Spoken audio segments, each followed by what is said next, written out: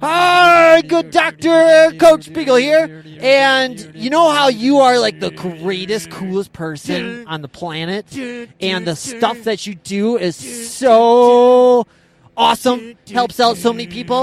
And you know how we're in the coolest profession ever? Like we get to be who we are and help those people that need our help, and we get to feel good about it. And however, what are we to do in a world that is confused by us, in a medical profession that views us as not quite real? We are the underdogs, are we not? Hence the Rocky. So how do we survive in a world that doesn't want us, with business practices that are taught to us that are decades old, and get by? That is the question. This podcast is your answer. Let's go get you lots of leads and take those leads and convert them into patients and people that are helped by your awesomeness. Let's do it. Let's do this. I don't know what I'm doing. Hey, Rocky fan. It's your buddy here, Coach Spiegel. And gonna warn ya, this is probably going to be a long one. A nice, really long one. I got myself a little drive ahead, about 2 hours and some change. And let's see if I can use it all up. We're going to talk about my story. I do apologize. I don't normally like talking about myself unless it is a lesson, a mistake I made, or a failure, or a fall down that I did that you can learn from. Or it's like a personal story, something that's got a lesson in it that's for you. Just, like in our interactions, I am always about you. I am always, how does this benefit that person, especially you, good dear doctor? So with the show here at the Yo Rocky Radio, with the show, we're helping out the small business owner, helping out the ethical, honest small business owner, and mostly directing it towards amazing doctors, amazing chiropractors. And today's story is going to be mainly focused towards the chiropractor. Going to be saying my origin story is how I ended up becoming such a wonderful helper for wonderful doctors, for the chiropractic world. My experience with chiropractic and how I ended up at this one, and people I come across in my life that led me down this path. So even if you're not in the chiropractic world, listener that's in a small business where you're not chiropractic, I want you to look for these lessons. I want you to see the common element, see the common phrase. And when I'm referring to chiropractics, referring to anything, just like how can I translate that into my own business? So I want you to think about that, and this will be okay. And because with the small business owner, it is... Oh, hang on. Sorry, I was getting a phone call there. So anyways, I'm on my way to this Minneapolis, Twin Cities there, Minneapolis. I'm on the later part of Wisconsin, southish Wisconsin. So I'm going to be traveling mostly on 94 all the way to Minneapolis. Going to be a nice little journey here, and I get to tell you my stories, my origin stories, how I ended up becoming. I'm going to talk about my childhood. We're going to talk about my foray into college, foray into undergrad, foray into other jobs, the common element above them, what led me down to this route right now. Let's dive right in, Rocky fan. So I'm referring to you as Rocky fan here on out, okay? I know I understand you might be a doctor. I understand you might not be a doctor. Therefore, from here on out, you are the Rocky fan. Should I just call you Rocky? Rocky. Hey, Rocky. How I ended up in this place, in case you don't know nothing about me, my place in your journey is you're Mickey. You're Rocky, I'm Mickey. Let's go, Rocky, come on. And I am your amplifier. I am your, whatever's going on in your business, I'm here to bring you more leads. I'm here to bring you the more sales. I'm here to how to work your messaging. That way you have probably the greatest product on the planet right now. And the problem is nobody knows about it. How do we get the people to know about it? How do we get the people to know that you're one of the good guys, that you're one of theirs? And so that's in a nutshell what I am about, what I'm here for. And really, it first started me helping out small business owners left and right with that, specifically using Facebook ads and number of clients there in that regards. And it was all well and good. I was mainly felt good helping out the small business owner. However, on that regards, it was basically in honor of my dad. And I'll tell you how I got to be good at the Facebook ads, how to get good at the marketing. I'll tell you all about that. You buckle up for that. You stay tuned, good dear listener, Rocky fan you. What will happen is that... And back. Sorry about that. Battery's gonna die. Battery's about to die, so switch it out. So where were we, Rock? Where were we? What were we talking about? So the small business owner? That's right. So I was a little kid. I was about 15, 16 years old, and it was time to start thinking about the rest of my life. And my dad worked for this one company I'm just gonna come out and say it. I'm sure he doesn't mind. But he worked for a company called Cray Research. And they built supercomputers. And they would go a couple months in, quarter in, massive layoffs.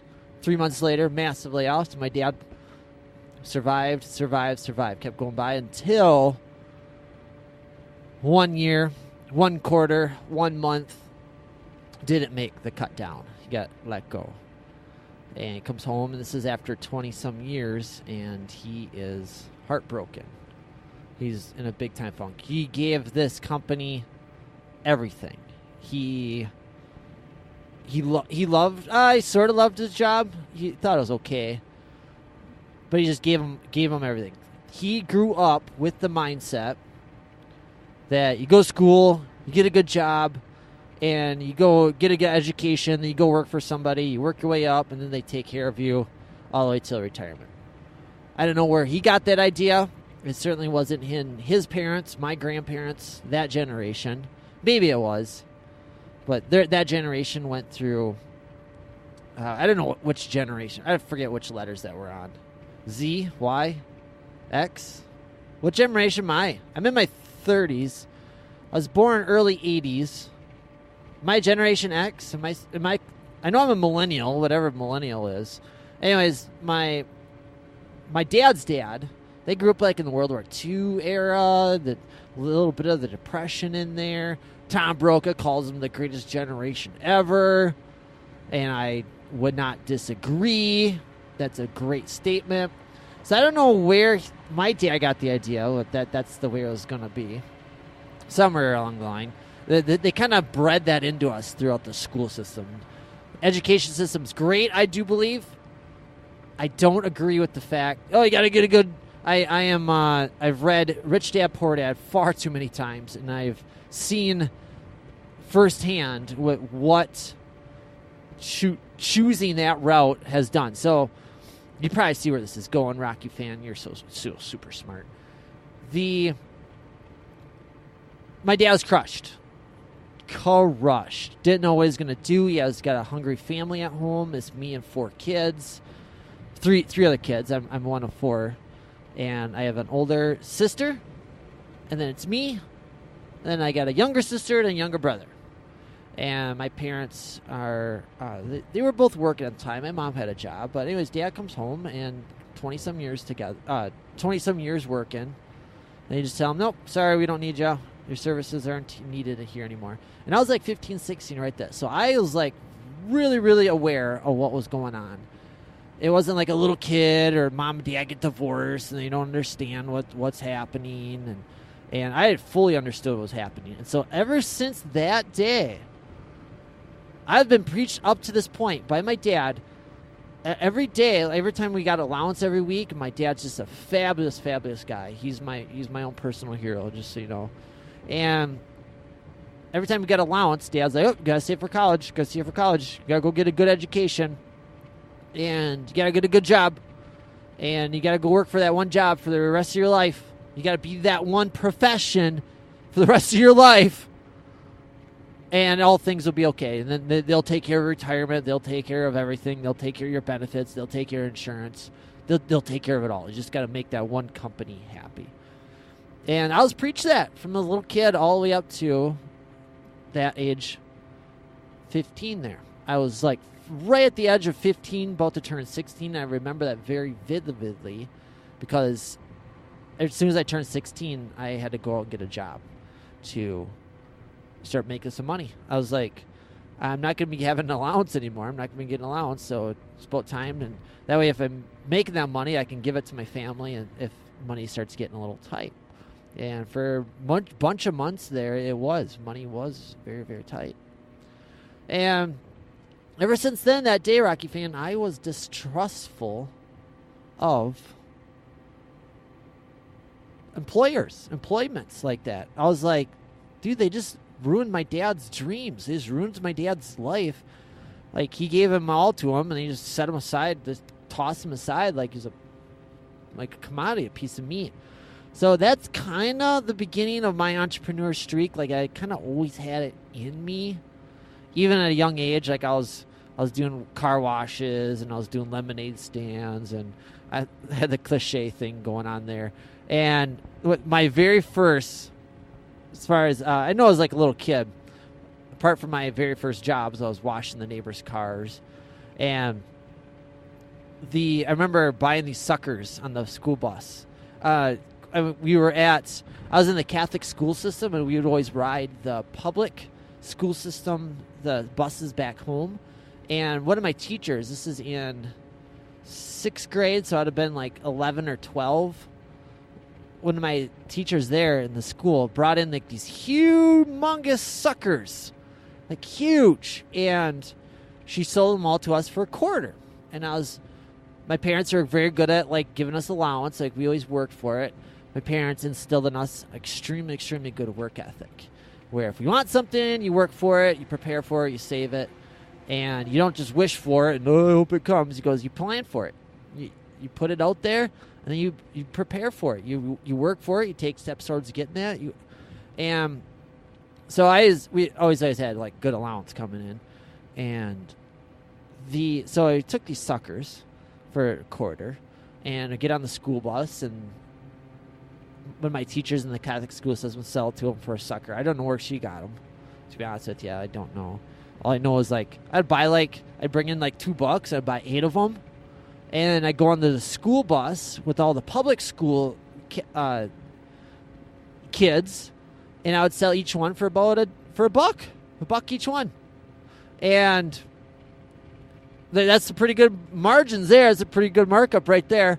And I just turned $2. I remember turning $2 into $8, just like that. It was a sucker, but that feeling, it fed something in me, Rocky fan. That feeling, I'm like, I just turned $2 into $8. I'm like, and I didn't do anything illegal. Like, I knew what was right and wrong at that point.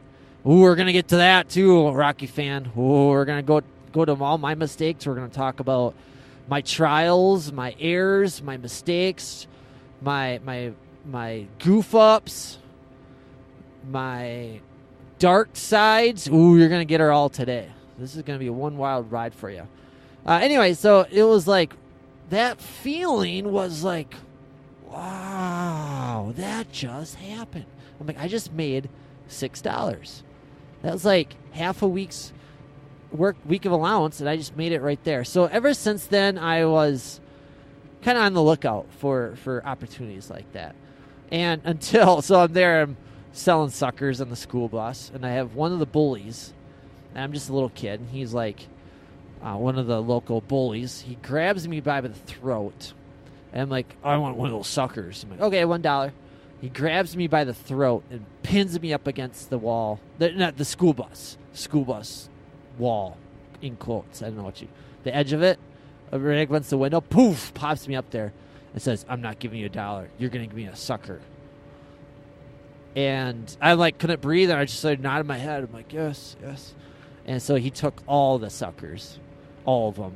I think I had like 3 or 4 left. And I'm like, well, that's the end of that little racket. Do we call that a racket? Does that count as a racket, Rocky fan? I don't know. And so that was my first experience there. But ever even before that, kind of like you, Doctor, where I always felt different. Hold on, let's take a little coffee break. In a second, I'll be right back. I got to take a little swig of coffee.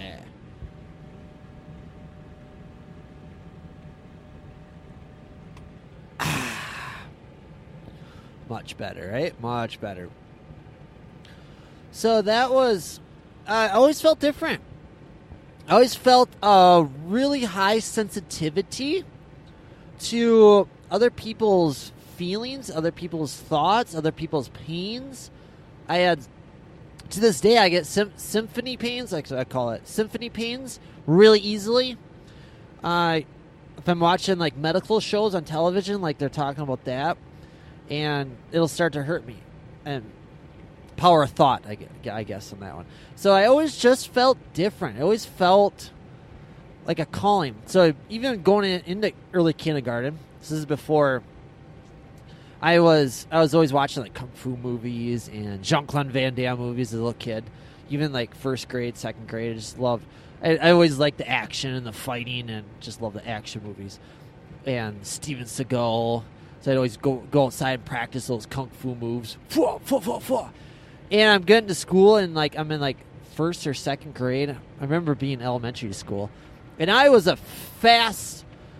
big for my size in like first and second grade. I was just like one of the bigger type of guys. Now I'm about average. Hit puberty, about average. There's probably too much information. Too am I there? Probably you didn't need to know. That was probably pointless info. But first and second grade, I'm seeing other kids in my class that are picking on there's nothing wrong with them, but they're just like the really smart kids, the really quote unquote geeky kids. They're not cool.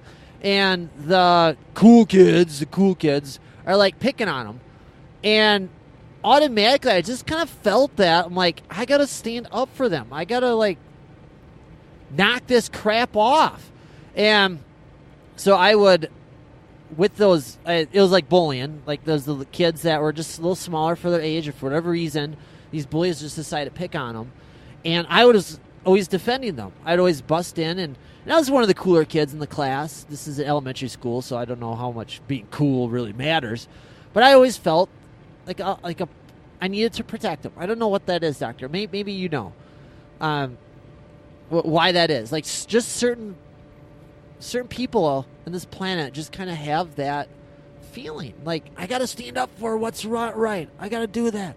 And it kind of leads us down a path that we got to, like, feed that feeling. We have to, like, follow through on it. And so I noticed it right away in first and second grade. So I was defending, like, the bullying there. I actually ended up beating up a bunch of these bullies. Got in trouble with the school. Recess time, I see some bullies picking on the kid. And I would go in and defend the kid. I like push the bully aside, and the bully would try to fight back, and I would take him out. I'd practice my kung fu moves, practice my Jean-Claude Van Damme moves. I'd do like a little foot sweep.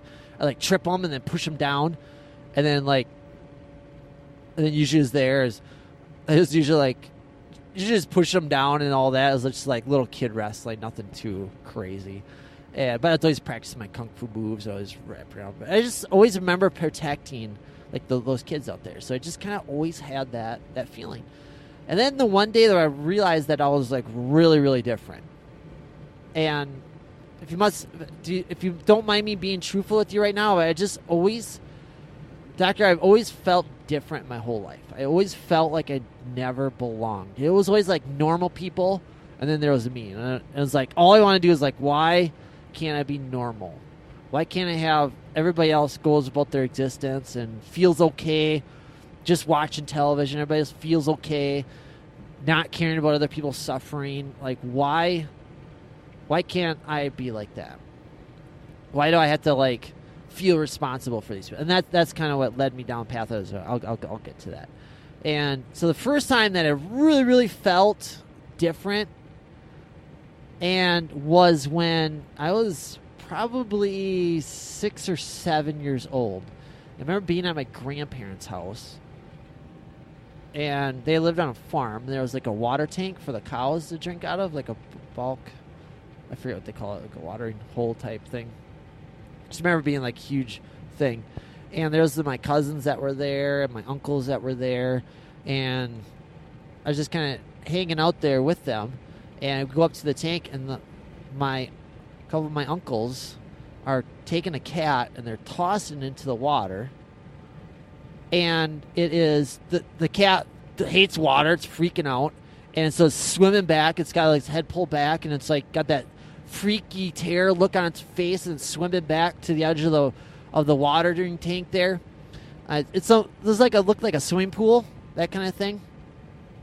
And then they would take it and they would toss it back in, this cat back in, and I was horrified. I was appalled. These are my uncles. They're just laughing, having a good time. It was so much fun for them to put so much terror and scaredness into this kitty, this poor little kitty that's swimming there that just wants to get out of the pool, and they toss it back in. So the kitty swims in, they toss it back in. And I was mortified. And I was the only one in that group, his cousins and my uncle, and that were doing this. They're having a fun time. They're laughing about it. And I was like, how horrible. This animal's suffering, and you're joining in the suffering? And I grabbed the kitty. It was like they did it like twice, and I realized like they're probably going to do this all day unless I do something.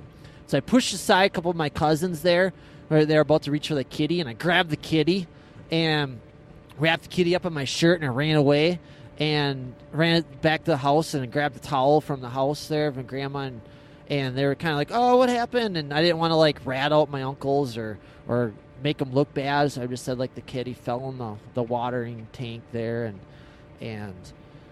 but I knew it was just like after that I was like, what just happened? Everybody else there is laughing at that cat, enjoying in the suffering process of that cat. And even today, thinking about it just disgusts me. And nothing against my uncles or my cousins at all. This is just where I felt not normal. I'm like, everybody else, there's probably over a dozen of my cousins and uncle. There was like some big family reunion, some big family get together. I don't remember. I was six Rocky fan. I don't remember. But I was like, I was the only one in there that felt something was wrong about that. So I was like, all my rest of my life after that, I was just like, why can't I just be normal? Why can't I just be like everybody else? Have you felt like that too, Rocky fan? You kind of always felt a little different. Always thought things a little different. There's always like you weren't like, you know that you're human, but it's like you don't think like everybody else. It's almost like you've been given an added responsibility. Whew. So that was that 6, 7 years old. So my whole life, that kind of like feeling has trailed me everywhere. High school, grade school, just always felt different. Always felt not normal. And felt like an outcast. And so I just kind of felt stuck to myself. I was always mostly an introvert. Even today, I'm definitely fine on the extrovert stuff. I can get up in front of a group and talk just the same. I can public speak all day long and give talks. I've given sermons. I've given seminars, online, offline. I've done all that.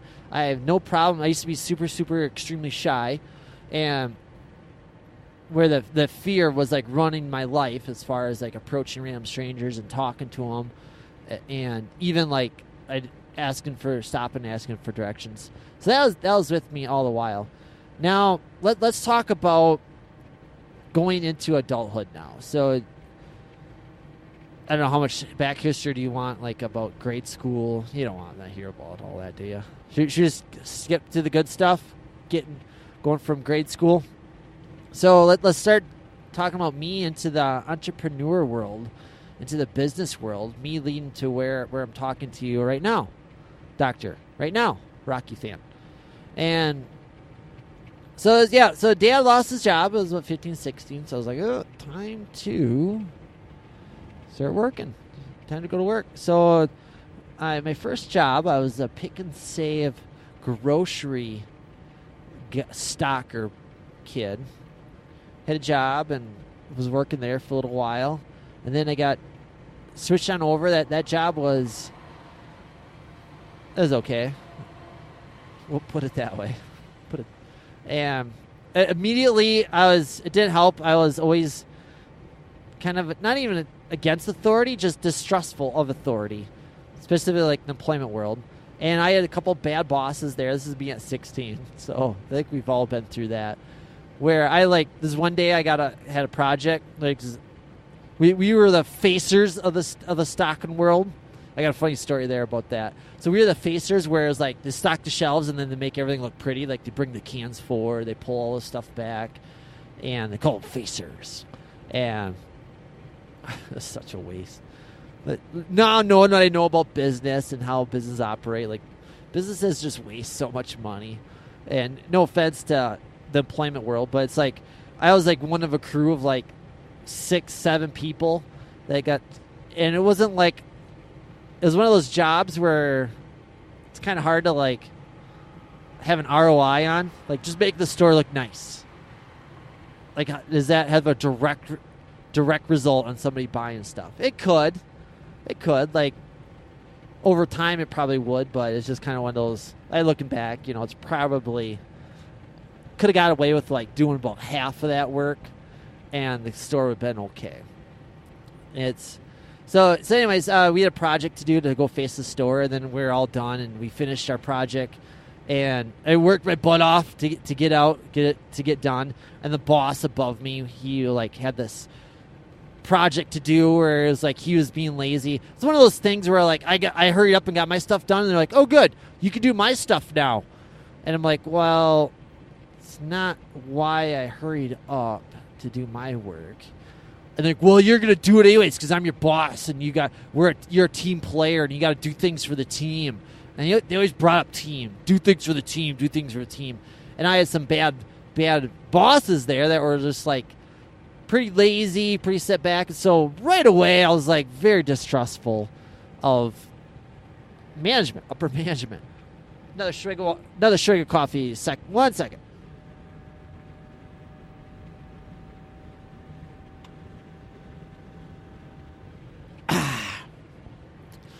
So I never really got along with management. I was always kind of I always kind of had that renegade streak. I was always like a really good worker, but I always had like a little bit of a diva to me. I was like, well, I want this and I want that, and there's always like conditions involved. And I was a really good worker, but I always like walked that line. Far as I kind of want to do it my way, that sort of thing. Like, so there I finished my work. Let's take that grocery stocking example. So us entrepreneurs, us small business owners, us chiropractors, we're kind of a little bit renegade-ish. We're kind of a little bit of rebellious. We're kind of like bucking up against the authority. And I think that's awesome. I think it's great. Like we're always challenging the limits. And so let's take that pick and save, the grocery stock, for example. I had like a 4-hour shift to do. I had stuff that I wanted to do after it. So it was like, oh, I can get this work done in 3 hours. My work's all done. I get to go home. So my reward for working hard is I get to go home early. Kind of one of those things. And I think it was like something I want to get home to, like a show to watch or something like that. And so I hurried up and finished it up. And then that's when the manager above me says, oh, all right, since you're done early, you got to go help us out over there. And I was like, no, I don't want to do that. And then they're like, yeah, you got to do that. I'm like, no, I don't want to. So then I sort of walked out from that episode because I told him, like, no, I finished my work. That's your work over there. you guys are slacking. I'm not going to overwork just to compensate for your slacking. So I left. And then so that manager went to his manager, and then I got in trouble for that. And it was always like, you do things for the team, do things for the team.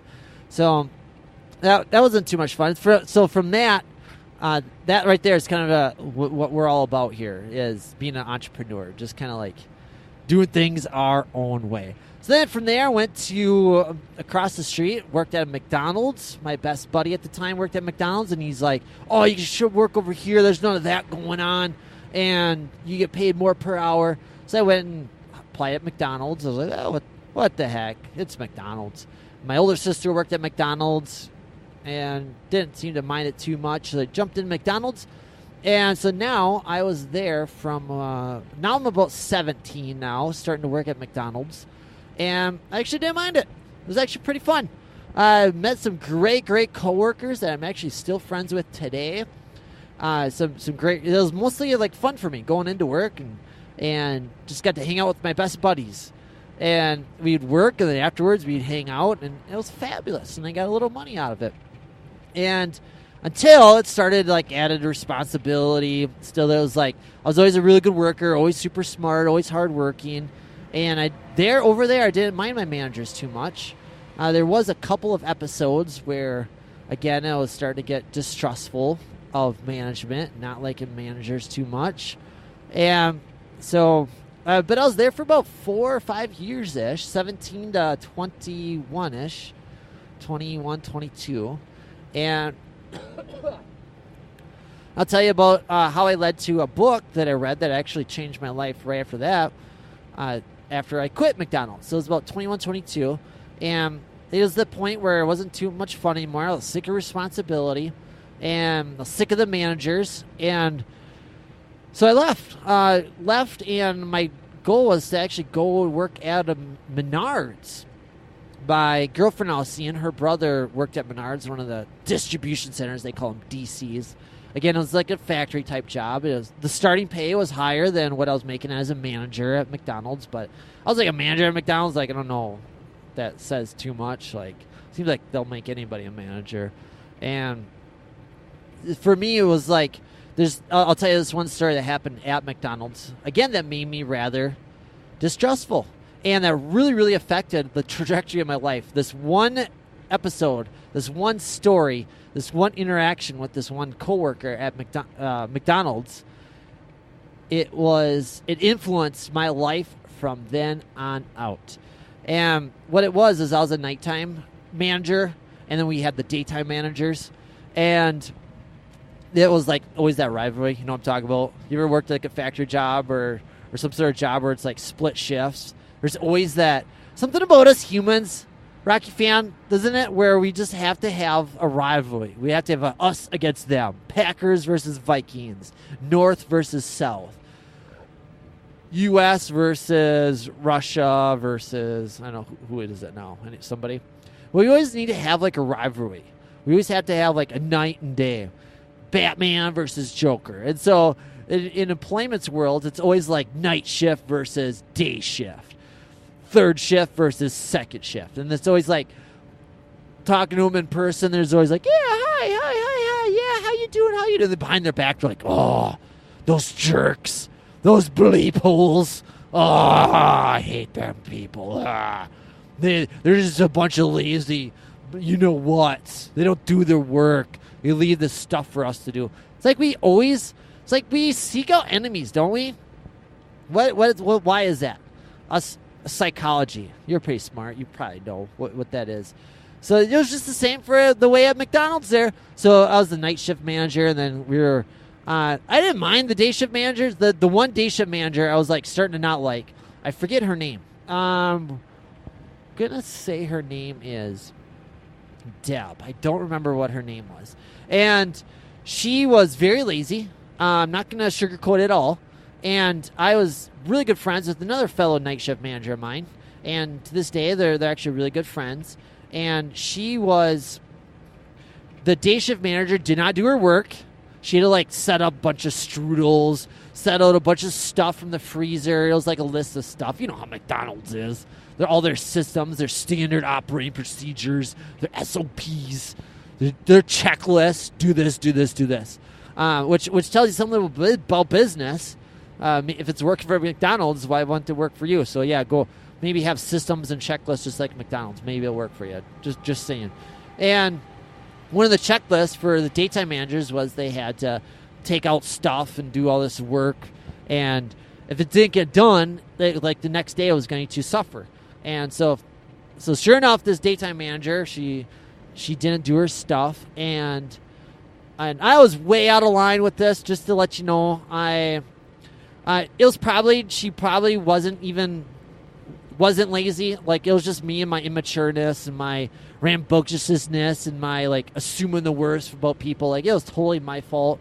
Like, she was probably, like, super busy that day and probably couldn't get to it, or she had to run to get to a meeting or something like that. I don't know. But anyway, she didn't do her checklist of work that one day. And at night, my best buddy, she had to do her work, and she had to stay, like, extra late. And it was, like, bad news because she had to get up early to go to school, and she was, like, late for school, and she wasn't able to study for a test, and she did bad that day.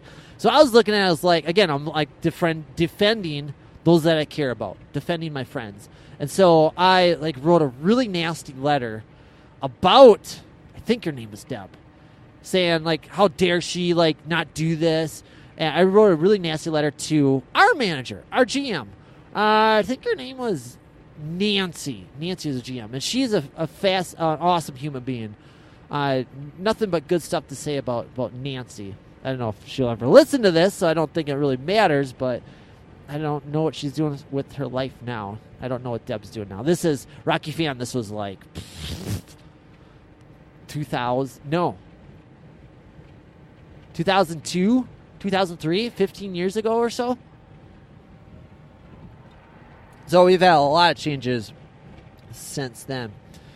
Anyways, there it was. I wrote a really nasty letter about this Deb, and I directed it to Nancy. Like, Nancy, read this.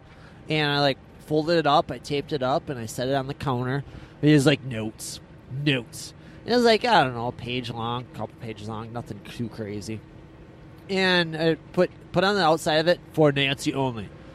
And of course, me being the dummy that I am, anybody goes in the office is like, ooh, I wonder what that is. What do you think happened, Rocky Fan? What do you think happened? Can you guess? Take 10 seconds right now and guess. What do you think happened? You're super smart, so you got it figured out already. 10 seconds.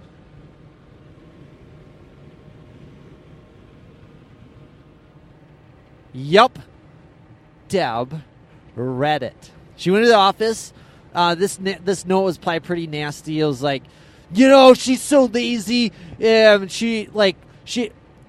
friend had to stay late, and then she was late for school the next day, and had she done her work instead of sitting in the office feeding her face like she always does and takes 18 breaks a day, and she probably could have did this work instead. My friend had to go over, and I was saying some not cool stuff, and that was totally my fault, totally immature.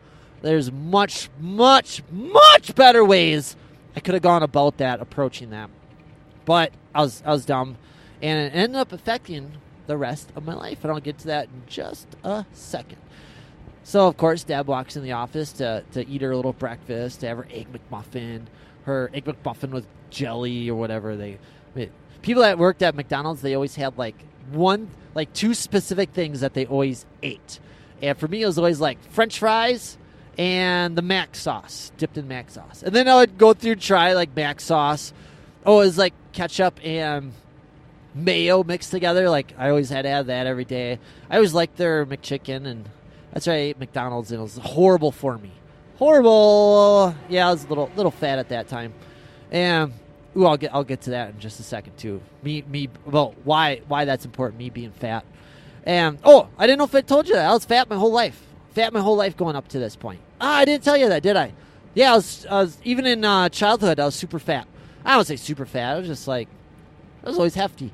And I always loved to eat, and I probably ate more than I should have, and I probably wasn't as active as I should have been. So I was kind of always, genetics was not really always on my side, and I was the only one in my family. The rest of my family was like skinny their whole life, and I was the one that was like fat.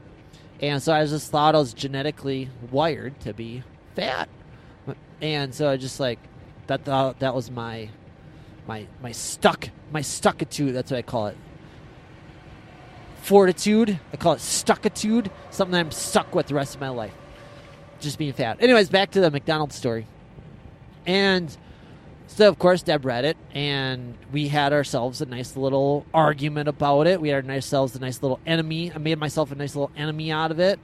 Deb wasn't too happy about it, wasn't too pleased about me, did not like me at all from that moment on. So now we had a rivalry that really got bad that, I apologized to her about. I said, I'm sorry. But again, the damage is kind of done, after that. Damage is done. And I was like, what's she even doing reading notes that's directed to you, Nancy? Nancy's like kind of yelling at me and then not really yelling at her. And I'm like, how am I the bad guy in this? Huh? She the one that read a note that she wasn't even supposed to read. Technically, she broke McDonald's law. She broke the rules doing that. Why am I getting in trouble? And I wasn't even in trouble. Anyways, long story. I should be quiet about that. And anyways, that was after like 4 years. I'm a manager, and it was just getting stressed. It wasn't liking it anymore. It wasn't fun. It was super pressurized and not getting rewarded for it. A lot of stress being a manager. And I was like, I just want an easy job.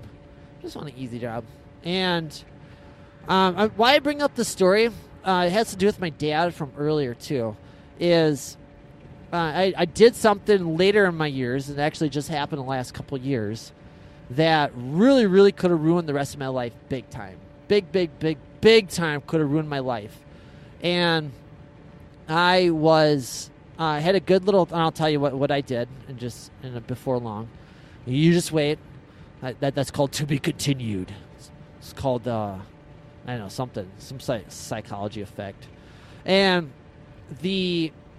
I had a talking to my dad. My dad got real with me for a second, and he said, he goes, he's known me my whole life. And this is a lesson to you, Rocky fan. This is a lesson to you, doctor.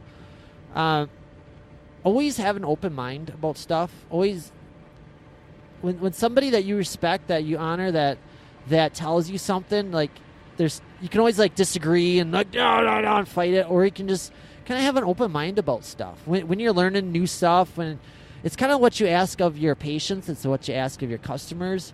Like you always ask them to, keep an open mind about this stuff. And it was one of the most valuable lessons that I've learned, and I actually learned it from a book. And so I did something that I'm extremely not proud of, that could have set the rest of my life up to be really, really bad. And what happened is my dad talked to me about it, and he's like, Eric, you are extremely bright, you're extremely capable, but you kind of always seem to take the easy way out. My dad was super real with me. That was not an easy conversation for my dad to have with me. But he knew it was something I needed to hear.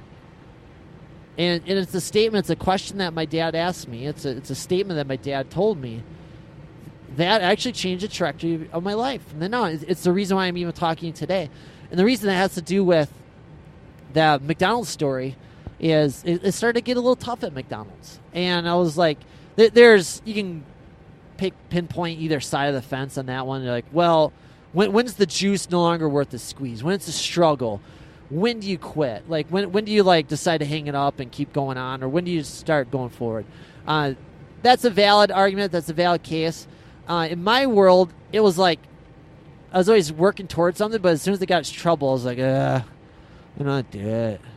And so me moving from McDonald's over to, there's a job that I thought that I would get over at Menards that was an easy factory type job, getting paid more, less stress. And I was like, I don't know if it's going to be any fun, but at least it's going to be easier. At least I don't have to put up with the stuff I had to put up with at McDonald's anymore. Being a manager, you're bossing around employees, pressure and stress put on me. And so whenever the going got a little tough, I got to be real with you, Rocky fan, doctor. The going always got tough. I was always kind of like All right, what can I do? Which is funny because this whole time I'm at McDonald's. I'm in college as a career to become a school teacher. So it's like right around 15, 16. And let's back up a little bit. What am I in school for? My whole life, again, I always kind of felt that calling to help people, to coach people, to guide people, to lead people. And what happening was through high school, through grade school, I always ended up tutoring people. I always ended up coaching them. I always ended up teaching them. And it would always be my friends. I was always the smart kid in class. I always got straight A's my whole life. And so my friends would always ask me for help on their geometry. They always ask me for help on chemistry. And I would help them. I would tutor them. And obviously this is high school, so I'd do it for free. And they would always pass. They always do really good. And eventually a teacher pulled me aside and told me I got a gift for this. I got a gift for the teaching part. And I thought it was pretty cool what he said, but the most important thing to me was that it was fun. I would coach somebody to something. Somebody else would get like an A without my tutoring, they would probably like barely pass. And I can't tell you, Rocky fan, how much joy that filled me up with. How much excitement, how much I can't sleep at night. I'm so happy. I'm so excited. Like the tests would come in, and I'd be more excited to see what my buddy got on the test after a result of our coaching sesh yesterday than it would have been my own test. Yeah, I'd pass the test, and it'd be kind of like I'd pass it no problem. And there's the secret in that in teaching is that when we teach somebody else, like we actually get the benefits of that more so. It's almost like it solidifies us in our learnings about whatever concept that is. So if you ever want a fast forward button on whatever it is you want to learn, figure out how you can teach. The great Zig Ziglar said, you can get everything in life you want if you help enough people get what they want. And I'm like, oh, so if I want to get an A on this test, I just got to help other people get an A. And sure enough, I would always get an A. And that's one of Zig Ziglar's foundational statements there on that. So for me, it was, I had a nice little long walk with my dad one night. It was like, now I'm about 15 and I'll tell you all about Dad's story, what ended up happening to my dad. Oh, I don't know if I finished that, did I? Why it's distrustful. So my dad ended up becoming an entrepreneur. He ended up jumping into business. Kind of started his own couple businesses on the side. He was like a handyman. He went around fixed people's. He was a carpenter, and he got screwed over left and right. He got taken, and people made him work that they never paid for, and he just got screwed over. He was never charged enough for his services. He did immensely thing, and then one year he tried. His own, really, for a while, it was side jobs. It was stuff. It was his carpentry work. It was his handyman work. That was sort of successful, but he didn't know how to market himself. He didn't know how to sell himself. He didn't know how to drum up jobs in business. And so he kind of had to take whatever was offered him, the crappy jobs. And money was always tight for us family, for us Spiegels growing up at that point. And I was living firsthand through that. And then it got really bad. One year he started his own company with his brothers that he got big time screwed. Not from his brothers, anything like that. He got, I don't know how much he wants me to go in depth about that business, but he started his own business where he was like a straight up LLC and a company. And that one he got really screwed over on. And lost tons of money, lost tons of time. And from then on, he never quite, I don't know if he'll ever admit this. I love my father. But he wasn't, he got burned really, really bad.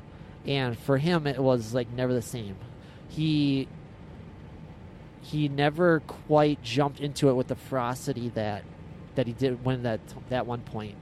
And that crushes my soul. That's why I'm so fired up to talk to you, Rocky fan, to talk to you, Doctor, because I lived firsthand what that was like.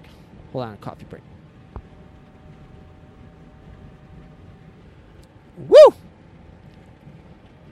Woo! That was a good one. That was a good little coffee swig.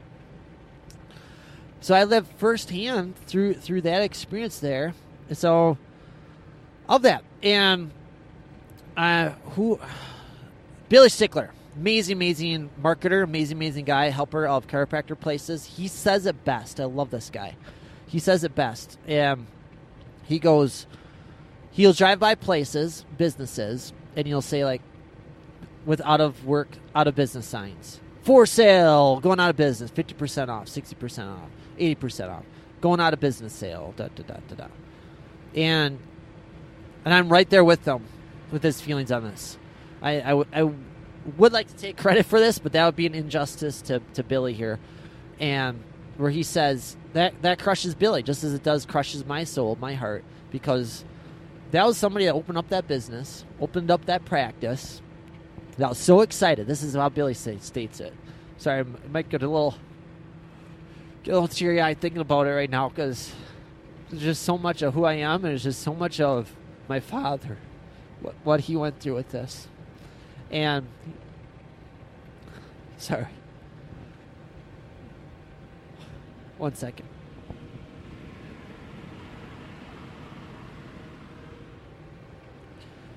So Billy states that, he goes, it crushes his heart, crushes his soul, because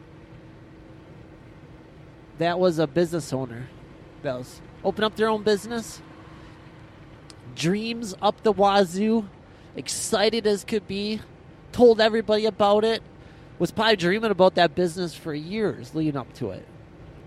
Super excited about it, couldn't wait to make it happen, was so excited that they probably couldn't sleep. So excited when it got opened up. And I've been there, Rocky fan. I've been there, doctor. You've probably been there too. You're so excited you can't sleep. When I was starting Yo Rocky Radio here, Yo Rocky Media, I was so excited I couldn't sleep at night. I had many months where I got like 2-3 hours of sleep and I didn't care because I was so fired up to approach the day. And it's probably the same for you and your businesses, your practice. And then he goes, and then he sees that out of work sign, that out of business sign. He sees it. We see it, and again, it crushes his heart, because now it generally means that leading up to that, they probably had many nights of not getting enough sleep. Many nights of where I wonder how I'm going to pay the bills. Many nights of I hope that bill doesn't come through before payday, before money's come in, and where they're super stressed, or they're super wondering, and then the seeds of doubt begin to creep in about, I don't think this is going to make it. I think we got to call it quits. I think we got to call this. And I lived through that. I was a kid through that when my dad was going through that. And my dad was like, try to keep a lot of it away from us kids, but we're as kids, that's all we do is watch our parents. So we know how it's affecting them. And sorry, I'm going to start bawling again. 1 second.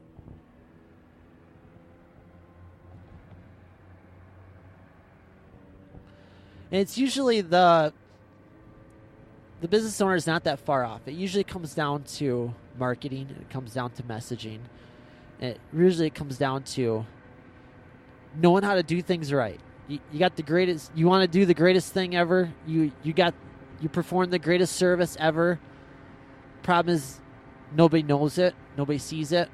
Nobody sees the value in it. And that's what marketing does. That's what messaging does. That's what getting who you are and what you're about and how to get other people to see that. That's where that comes into play.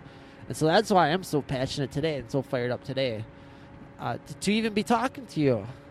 Amazing person, you. Because there is hope. There is a way out. Like, if you are stressing like that, there's definitely something we can do, even if it's like repositioning, even if it's doing things a little different. And that's why I'm so open about all these secrets and lessons. And people ask me all the time, like, why give so much away? Like, why don't I charge for the stuff I give away is what people charge thousands of dollars for. I'm like, I don't care. Be nice. Yeah, I don't care. But I'm like, it's going to help out somebody that doesn't have thousands of dollars giving so much away.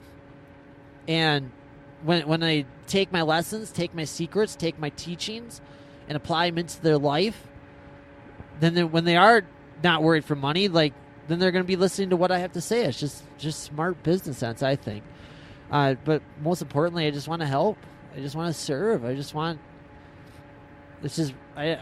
not unethical and nothing like that, but there's something that you can learn. And it's really easy, to be honest with you, to teach you for free. Like right now, I'm recording to you through a podcast. You're listening to it. And it's like I'd be sitting here talking to you in person and somebody recording the conversation. I'm just happen to have a recorder on while this is talking. This is going on. I'm driving for gosh sakes. So it's so easy. So, whoa, got way off track there on that front. Sorry about that. Let's go back to McDonald's. So, there I was, and it was starting to get a little tough, and so I jumped from McDonald's, and I thought I had an opportunity open for me at Menards. My girlfriend at the time, I don't know how I got a girlfriend, me being chubby and fat, and that'll come into play in just a second here. So I ended up jumping from McDonald's to go to Menards. I thought I had a job lined up at Menards. My girlfriend's brother was like a manager over there, some higher up guy over there. And so I went to apply, and she got in. My girlfriend got in. We worked together at McDonald's. That's how we met. And she got in, no problem. And I was like a higher manager than her. So I'm like, I'm going to get in, no problem. So I threw in my 2 weeks with my girlfriend and applied over there. And a week goes by, no call back from Menards. Another week goes by, no call back from Menards. And now I'm freaking out. I have no job. My savings are dwindling down. I'm like, uh-oh. I guess that job's not coming. Now what do I do? And so I open up the paper. Open up the newspaper, go to the classified ads. That's when people look for jobs in classified ads. I don't know if they do that anymore. And open her up, and so, hey, make $5,000, $10,000. I forget what the wording of the ad was. From working from home. Off of 10 hours worth of work a week or something like that. It was really good copy. I just remember I was like, oh, okay, I'll try it. What the heck? Free information. Call for free information. You probably see where this is going. This is my first crack into entrepreneurship, my first crack into starting my own thing. And you probably guessed where it was going. You probably guessed what it was. So I call that number, and it's a hotline. Oh, yeah, da. It's like one testimony after another, da. And I call for your free information. Leave your phone number after the beep, and we'll send you your kit, your starter kit. I don't even know I don't remember if they even told me what it was all about. So they sent it in the mail. And it was for an MLM product. It's before they call it MLM, multi-level marketing. It was before they call it network marketing. I don't know what they call it then. I think they did call it network marketing. This is circa early 2000s. And it was for no other, believe it or not, Herbalife. I got signed up with Herbalife. And the kit comes in the mail, and I'm looking at it. It's with free information.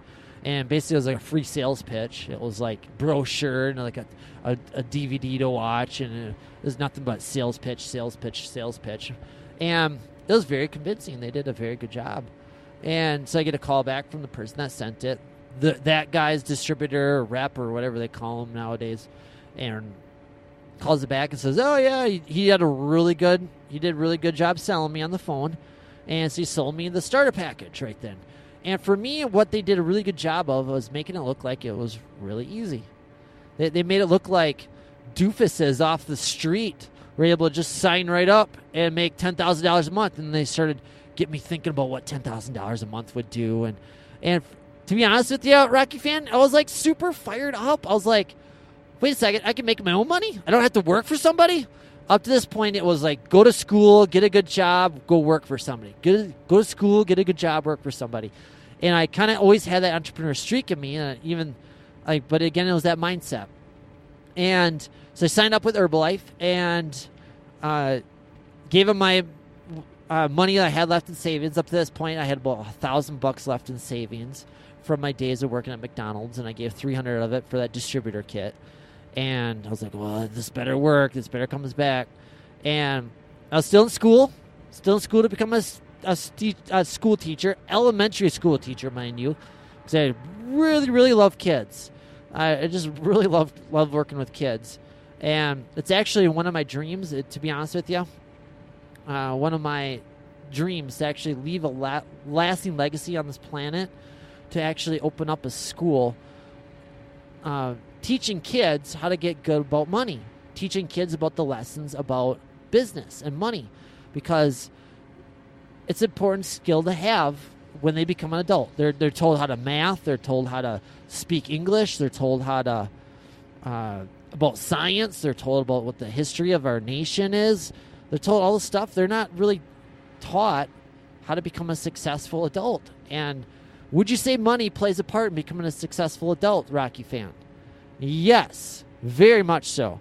So I'm kind of appalled that there's nothing out there to teach kids about money. Like, there's no school about it. So that's one of my dreams there, is to actually teach schools to kind of follow through on my origins of working with kids, teaching kids. Because I'm like, that's a long story there, so we won't get too much into that. And so I was still in school at the time, and so I started my entrepreneurship working with Herbalife here, and it was fabulous. I loved it. I loved printing out flyers. It was like, again, I was super scared, super nervous. To tell you the track that it was, how they did it, is Herbalife. This is pre-internet days. This is like, internet was around, but like it was only accessible at home, and you needed the dial-up like that. Early 2000s. I don't know what else you could do. I remember you could type it up. You can go visit YouTube. I don't even know Google. That was Yahoo was the search engine. eBay was around a little bit. I remember this was right around the time of the music downloads. What they call it, Napster. If you can remember, whenever Napster came around and kind of really, really changed things for the music industry, that was like right around this time. So a lot of the marketing done through Herbalife was like good old fashioned getting out there. So I remember like flyers, like cutting out flyers and hand them out. And I remember flyers, it was like, lose weight now, looking for, or I remember taking out ads and papers. Like I had to take out a couple credit cards to take out ads and paper. It was like, looking for 14 people to get paid to lose weight, stuff like that. And I had my coach, my upline, that was like kind of walking me through all the process. And this guy was really nice. He was really cool and he's pretty helpful. And Herbalife was doing it pretty smart. And I had to make a decision, though, with that business. I actually went into debt quite a bit. It was my first time going into debt because I had to take out credit cards to do the classified ads. It was like $500 to run it for like 1 week. Like one classified ads for 1 week, that would get like one response on. It was like so horrible. And it's even worse today. I can't believe people even still do that today. We'll get to marketing here before long. Anyway, so that's what my first, and one of the first assignments that we did jumping into Herbalife here was my upline said, there's one book that you got to read, Rich Dad, Poor Dad. So I was like, okay. So I started reading Rich Dad, Poor Dad. And the second I opened up that book, and I was starting to read it, it lit some sort of fire in me. I can't explain it, Rocky fan. It just felt like made so much sense. It was like I was searching for it this whole entire time. And now here it was. And I just devoured that book, Rich Dad, Poor Dad. Just devoured it. And all I could do is talk to everybody about it. I was talking to my dad about it. I was talking to my brother and sister about it. And it wasn't connecting with anybody. I'm like, aren't you guys seeing? Like, we're being blindfolded. We're being told to go to school, drink the Kool-Aid, go to school, get a good job, work for somebody. There's a line in Rich Dad, Poor Dad in that book. I don't know if you've read it yet or not. But there's a line that says, one dad, he was talking about in the introduction, it says one of his dads taught about climbing the corporate ladder. And his other dad talked about owning the ladder. And I'm like, yeah, why don't I own the ladder? Why am I worried about climbing this dumb ladder? Why don't I just own the thing? How can I do that? How can I do that? How can I be the one at the top that actually does all that? And it made sense because I'm like looking at the world around me. All of a sudden that book, Rocky fam, like pulled the curtain from my eyes. All of a sudden I was like looking at the world around me like through different lens. Have you seen The Matrix? You ever seen The Matrix? So it was right after Neo, he swallowed the blue pill. Or was it the red pill? I can't remember. Red pill or blue pill? He swallowed the blue pill. And then he gets educated.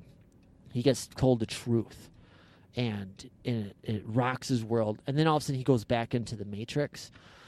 And after he goes through his training, after he's told that he's going to be Neo, and he jumps back into the Matrix to go visit the Oracle. This is the very first Matrix, who some people say is the best one.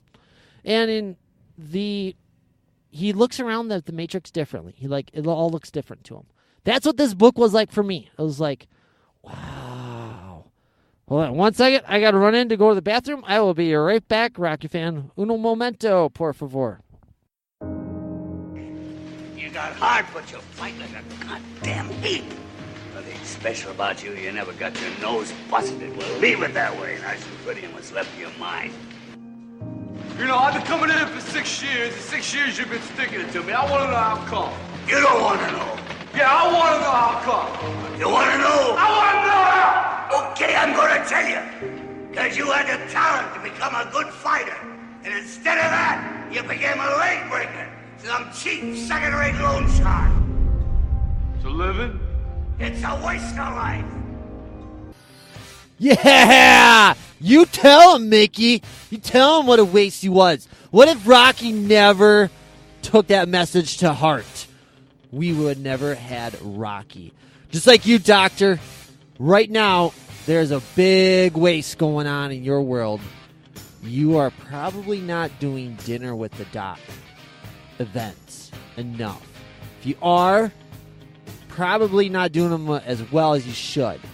What a waste. You want to know why? Because nobody bothered to show you a better way. That's why I created for you how to add 11 to 50 plus new patients to your practice each month, or however long you want to do a dinner. You can do one every week if you want. Go for it. What would 11 new patients a week do for your practice, do for your bottom line, do for your impact that you're going to have on this world, Doctor, the good that you're going to be sharing with people? You know that when they're under your care, how much better that they are served, how much better that they love you and appreciate you and glad that they signed up with you. Go to YoRockyMedia.com/dinner.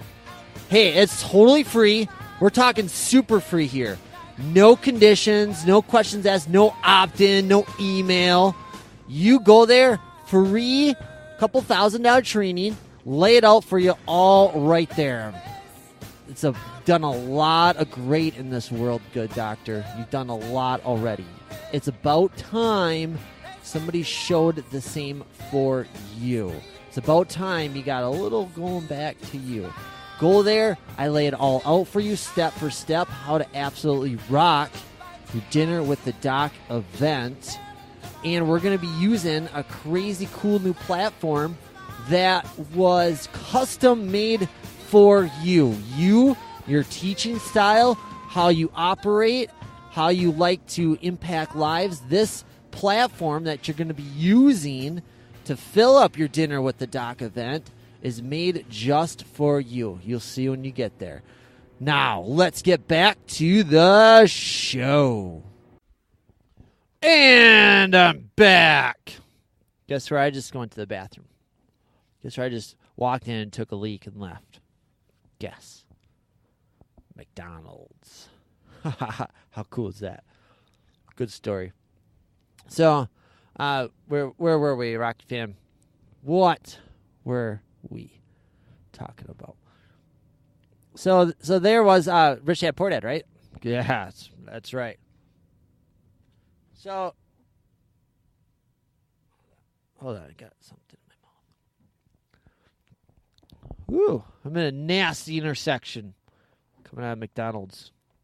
Can you believe people go out of their way to get poison put in their body? Ugh, disgusting. Does taste good, but food is for fuel, my friend. It's not meant to taste good. It can taste good. It can taste fun. That's fine. That's awesome. It's for fuel. Fuel for your money-making machine, a.k.a. your body, a.k.a. your mind. I'd rather have clear thoughts and come up with great stuff, great marketing, great ideas rather than have 5 seconds of it feel good. Because I know that I eat McDonald's, I'm going to be hours. I'm going to be like that. So, health little lesson for you. You doctor out there, chiropractor, you know what I'm talking about. So Rich Dad, Poor Dad, it kindled something in me. Fired it up. It didn't matter. I just wanted to do a business. I just want to do entrepreneurship. I'm like, I want to. Everything in that book just made so much sense. And it was like, how does everybody not feel like this? How do you people not see? It's like the Matrix. I was like looking at the world totally different. And I was like talking to my dad about it. And my dad kind of got it. And it made sense for my dad. And what happened to my dad is so after he's lost his job, he almost became more fired up for get a good job, get a good education. For him, it was he lost his, got laid off there from the job, and then it was back to searching for a job, and he's searching for jobs, and everything that they went back to was my dad's education. Because he had a 2-year degree and not a 4-year degree, that was like the reason why they never seemed to hire him. And so my dad was like even more advocate towards getting a good education. He goes, just get that 4-year degree. Just get that 4-year degree, Eric. It'll take care of everything. And so versus instead of working for somebody, you go and you create your own work, create your own job. You be your own boss. And that's what I love. Like for me, it was always my favorite movies are always like my favorite movie growing up was 1996's Braveheart. Freedom! So I love the thought, I'm like, I don't need permission. I don't need permission to make this money. The harder I work, the more I put in, the more I can get out of it. Holy cow. Until I was starting to struggle, and to be honest with you, what happened with Herbalife is I wasn't very good at selling it. That was back when they had to purchase a bunch of it ourselves and then turn around and sell it. Like we had to be turned into a salesperson. And I had a lot of hang-ups and conniptions about selling. Oh, here we're going by a sign right now. Who's up to £1 per day? We're going by a billboard right there. All right. That was weird. That was a billboard. That was like, lose up to £1 a day. Lose weight now. Go to healthsystemssomething.com. Well. And so I couldn't sell. I was really, really bad at selling. And my whole life, I've had a scaredness of rejection. Going all the way back to third or fourth grade when I had a crush on this one girl. And her name was Holly. And I had a crush on her. And I was like, I got these feelings for her. I think I love her. I'm like a little third grader. I'm like, I think I love her. She's so cute. And I got a crush on her. And I told my mom, and she's like, okay, you should get her something for Valentine's. You should tell her how you feel. I'm like, I got to tell her how I feel. I just got to let her know. And I was scared to do it. So this is like third or fourth grade. And I bought like a chocolate Valentine's. This is Valentine's. So this is where grade school where we handed out Valentine's, like cards for everybody in grade school. And so we're handing out cards, and I bought something really special for Holly here. First I was going to be an anonymous secret lover, secret crush. And so I bought her like these chocolates that said chocolates spelt out. There was 3 different chocolates. The first chocolate was an eye, and the second chocolate was a heart, and the third chocolate was a U. And it was like all in one box there. And I remember putting it near her box, her Valentine's box, and putting it there. And I'm like, I was just going to wait to see what she says. I hope she likes me back. Does she like me back? I hope so. Yeah, this is my earliest memory of where there's fears of rejection that as far as I know, first started. I actually have memories of like kindergarten, just being scared to go to school and being scared of talking to strangers and just kind of being fearful of being in front of classes. And I remember in like grade school too, like speaking up in class and like getting asked a question and I didn't know the answer to it, so I kind of stumbled through an answer, and everybody in the classrooms just laughs at me and ha ha ha, and then I learned like, oh, I guess I'm not talking up in class anymore because I just got totally pained. That was painful. That was hurtful. And so that's kind of where it really, really happened, was me in this third grade. Me in third grade here. I know that doesn't matter, but so Valentine's Day, I leave the chocolate there next to her box, and I'm back to my seat. I'm like looking in anticipation how she's gonna react, and she grabs her Valentine's, her cards, and then she sees the box. I love you, and she picks it up, and she's just got this look of disgust on her face, like she just swallowed a bug, like ugh. Or someone just farted and she just breathed it in. She's like ugh, like that. And I can't even tell you, Rocky fan, it just brings me pain today even thinking about it. Like I had so much hope and so much like, oh, she's gonna love it, and she's gonna be like a smile on her face, and I had all these, like, I've always had a wild, cool imagination, and it's come to find out it's an entrepreneur superpower. I'll talk to you about that later as well. This gift of imagination, this gift of creation, and I had all these visions of all these dreams of like she's gonna see it, she's gonna smile, she's gonna look around, and then she's gonna wonder who the secret admirer is, and she's gonna hope that it's me, and I'm gonna have to tell her that it's me, and then we'd fall in love, and she was my crush, one of my first crushes, but she had this look of just mortification on her face, and the reason why I was a secret anonymous from the beginning, because again I was scared. I didn't. Rejection sucks. And so it was like that, at least some bit of security, some bit of safety, meaning like, well, if she doesn't like this, then then at least she won't know that it's from me. And so I kind of protect myself that way.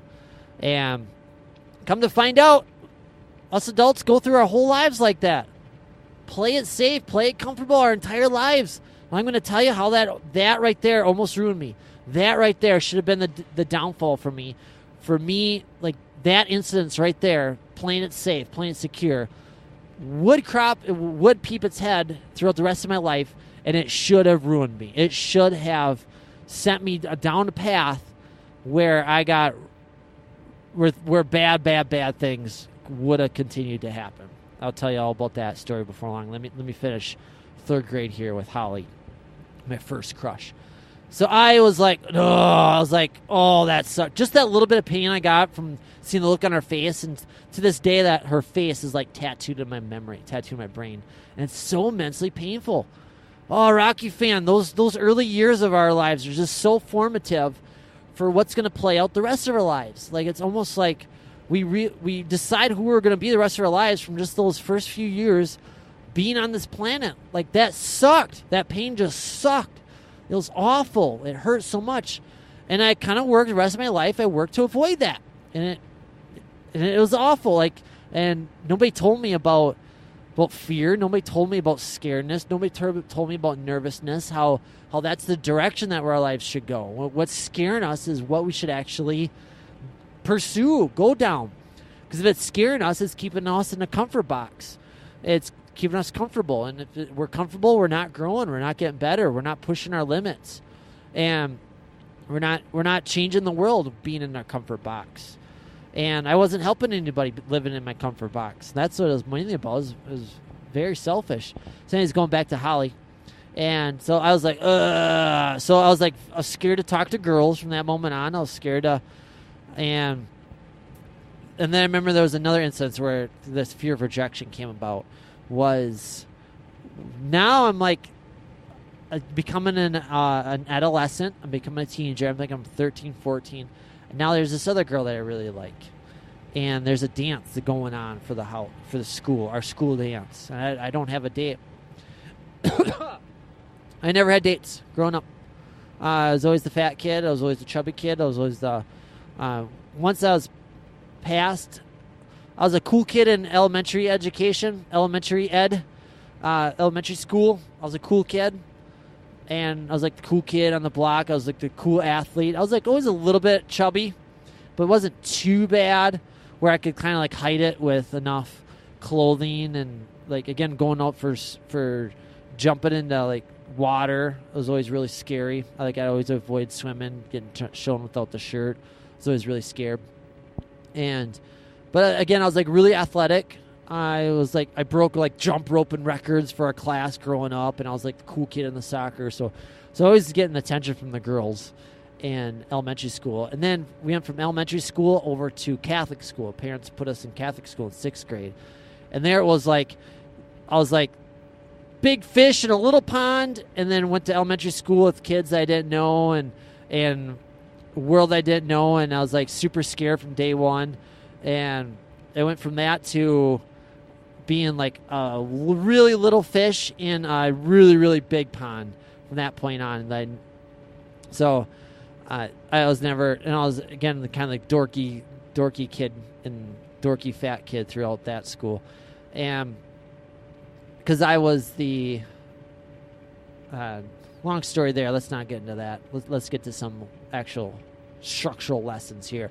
So there it was, and I was going to go ask a girl out to the dance. I worked up the courage to do it, and this girl that I went to the Catholic school system, and this girl went to the public school system, but it's a girl that I knew from elementary school days. So it was kind of like where I had a crush on her in elementary school. There's a different girl. Her name was Beth, and she actually had a little crush on me in elementary school, but I didn't know if she had a crush because, again, I was too scared to do anything about it. But I'm like, I suspect that she might have a crush on me now that we're teenagers, 13, 14. And so I like worked up the courage to ask her out to my school dance. She'd be my date there. And so I remember like on the school bus, I remember like working up the courage to go with her, and I like tapped her on the shoulder, and I like would find some excuse to go up and talk to her. And I was always scared to talk to girls, especially pretty girls. I was always super scared. Again, that fear of rejection was hounded me my whole life. Hounded me? No. Haunted me. Haunted me. Better use of the H word there. Haunted me my whole life. And so for some reason, for this moment, I was like able to work up the courage. I think it was the pain of showing up alone was bigger than the pain of scaredness of showing up, of asking this girl out to the dance. So again, I walked up to this girl, and I walk up to her, and I like found some excuse to talk to her. I'm like, oh, hey, you dropped your bag there or something like that. And so I tapped her on the shoulder to this Beth girl, and I asked her, hey, will you go to the dance with me? And I was like really quiet. I was like really shy. I could barely like get the words out. They were just kind of stumbling over my words. You're smiling right now, Rocky fan. You're smiling right now, Doctor, because you know it. You've been there before, just talking to that pretty girl, trying to work up the courage. You know, you're super scared. And it's in like so many awesome movies like that, trying to go ask that girl out for something, and like we come up with 800 excuses. Oh yeah, I got to work on this right here, and you know I got something going on that night that's really important. I got a movie to watch, or this. We come up with 800 billion reasons, but really we're scared. We're scared of rejection. And so there it was, and I asked her out like that, and she could barely hear what I said, like stumble over my words, and she didn't even like reject me. Because she couldn't understand what I was saying. She was like, huh? What'd you say? And I like didn't even have the courage to like say it one more time. And that was like enough of a rejection for me to be like, oh, never mind. And I go running back to my seat in the bus there. And from that moment on, I get picked on by my at the time, my best friend.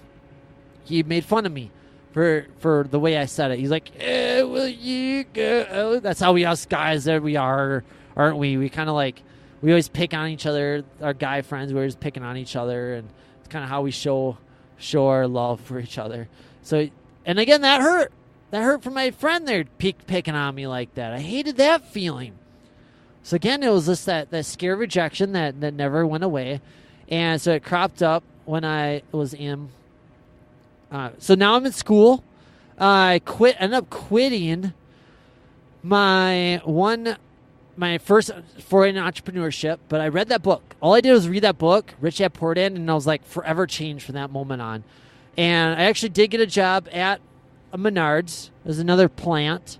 It was actually a division of Menards that wasn't quite Menards. It was like called Midwest Manufacturing, where they built trusses or something. And by this point, money was getting really tight. Money was not rolling in from my entrepreneurship, from my Herbalife days, and that was wholly my fault. I was now thousands of dollars in debt because I took out more thousands of dollars for the newspaper ads, and I took out, and I just maxed out a credit card doing that. So now I was in debt, and again, no money's rolling in because I sucked at selling. Nobody told me, you got to be a salesperson, so why don't you go, instead of reading, granted, Rich Dad Poor Dad is a fabulous, fabulous book, but somebody should be teaching me about selling, how to sell. Instead, it was like, oh, yeah, just read the script. And I had a whole bunch of money hiccups. I had a whole bunch of money blocks. I had a whole bunch of scarcity thoughts. I'm going to talk to you as we go along, good dear Rocky fan, about money blocks. What's your feelings about money? Are you thinking money is evil? Are you thinking selling is evil? Sales. Sales. And that moment, I was like, yucky, sales. And again, I was like, I got to sell this person. I hate sales. I hate it. Because again, guess what has happened with sales? Guess what happens with sales? Guess what's the normal outcome of sales? Nope, I don't want it. No, thank you. Rejection. It says like rejection on steroids. And I'd always take rejection personally. I'm like, oh, it always hated me. And Herbalife did things not very right. I gotta call out Herbalife on this front. From day one, my upline, my coach is like, hey, give me a list of get a list of 10 of your friends and family, and we're calling them. I'm like, no, I don't want to. Well, then I can't coach anymore. I can't. We can't go on with this any longer because that's some of the conditions that we have to go along with. So like, all of that always never sat right with me. They like force themselves into my friends and family. So I'm calling up my friends and family, and this is with Herbalife, and I'm like telling them about, yeah, I started this one thingy, it's kind of this one side job, it's going pretty good, and I had to like lie, I had to like follow the script that they said, where I had to tell you it was going good. It wasn't going good, so I just felt awful about it from day one. How unethical, how sleazy, how slimy. I gotta tell them, I'm like, I think I had to say like, yeah, I'm really excited about it, and it kind of was, but it was more about, it wasn't Herbalife, it was just a fact, like I was an entrepreneur. I was a business person. And that was before they call it entrepreneurship. I don't know what they call it. Start my own business or something like that. And so it felt awful. It felt sleazy. I like called up my mom. I called up my girlfriend's mom. I got yelled at left and right by my friends. The friends laughed at me. The friends did all that stuff. And it hurt. It sucked. It hurt. And the add to it, when I called people up on the phone, when I did take out my thousands of flyers and I passed them around town and I put them on people's doors and lose weight now, I finally had a call back. One of the things that they did, it was like a little sheet. It was like a little 2x2 square that was like in this plastic sleeve. And it was like, we had to put it up where eyeballs are at. So I would like tape it up where people's, guys' urinal. They have no way. And they had to like pull out, lose weight now, find out the system that caused this one guy to lose 10 pounds in one week or something. And then they had to take out one of the little thingies. Oh, and I'm back. Sorry about that. Got a call from my unbelievably beautiful wifey. Yeah, she had a couple of questions at home, mainly surrounding... she knows I love my eggs, and so she's so cute. She's calling. We only had 2 eggs left in the house, and she's asking if it's okay if she cooks them up, cooks herself up a little breakfast. I'm like, oh, of course. I'll tell you all about meeting my unbelievable, beautiful wife. How meeting her has really changed my life and has like really saved me. My wife is my angel. She absolutely saved me, and I'll tell you all about that story as well. I don't know how much depth you want me going on that, but I'm gonna have to be honest with you right now, Rocky fan. I was on the phone with my wifey for a little while there, and I totally forgot where we left off. So I'm gonna kind of give it a best shot where it was. I do apologize. In case you didn't realize, we're very raw around here. Yo Rocky Media, we're very real. I'm almost here to show you, like, we got all this hiccups in our brain about, like, because one of the lessons I'm going to be teaching you is called marketing. Really? That's a lesson? Wow. I got to market? Wow. That's amazing. It's how to market. And it's not, marketing is not, what works this today is not taking out the greatest ad ever. It's not doing the greatest commercial. It's not having the greatest headline and the greatest closing script and selling and sales get turned into leads and leads turned into sales and the referral stuff. And that stuff's important, okay? Don't get me wrong. It's very, very important, all that there. What more so is working these days in the marketing world is because that form of marketing I was telling you about, it's more so ego-based marketing. It's so more like trying to make the sale on the first time. It's more like trying to shout louder than the guy next to you. And especially in the chiropractor world, where we're kind of seen as a commodity. Like, what's to differentiate ourselves from the guy chiropractor down the street? Whereas we're all totally, totally different. We're the farthest thing away from commodities, but if we're not making people see that, then they are going to think of us as a commodity. So it's more about this form of marketing. I call it giving-based marketing, where you're actually releasing stuff. You're releasing, it's called content, articles, videos, guides, tutorials, stuff that's for the most part super, super free and helpful. Pamphlets, not brochures like this is all the reasons why you should buy with us, but a brochure that actually, like, hey, do you have this problem? Here's some information to help with it. It's called giving-based marketing. And in case you didn't realize it, that's what Yo Rocky Radio here is all about. I'm just here to help you solve your problems. I know too much in my head right now for just me and to be benefited by it. And I know what the difference I can make in your world. And I kind of told you, I super told you the mission that I'm on before. And to be honest with you, what's the hiccup for a lot of cool doctors like yourself, for a lot of cool business people like yourself, is working up the courage to do something like this, to actually have your own podcast, to actually have your own television show. You can have your own television show if you want. It's called YouTube. Your own YouTube channel, your own reality show. And to be honest with you, what scares a lot of people is fear. What scares a lot of people is fear. What scares a lot of people is thinking that it's got to be perfect, thinking that they have to be perfect, that they can't make mistakes, that they can't be real. They can't be authentic. They got to put on this front of perfectness all the time. And I'm here to show you, like, it gets as raw and real and off the cuff and mistake prone as they can get. And it works. You're listening to me, aren't you? It works. And because this is real life. This is how we interact as a species. There was a time where we didn't have movies. We didn't have television. Where we didn't have newspapers. I don't know when that time was, but we interacted. We got by just fine as this human species with business, with marketing, with interacting with each other, with selling. I don't know where they did it all, but a lot of times it was trade-offs. It was value. Yeah, I'll give you my apple if you... I'll give you some apples if you give me some milk from your cow. Oh, okay. We'll talk later all about beginning days of business, how that all worked. And so, to be honest with you, like, there's no reason why.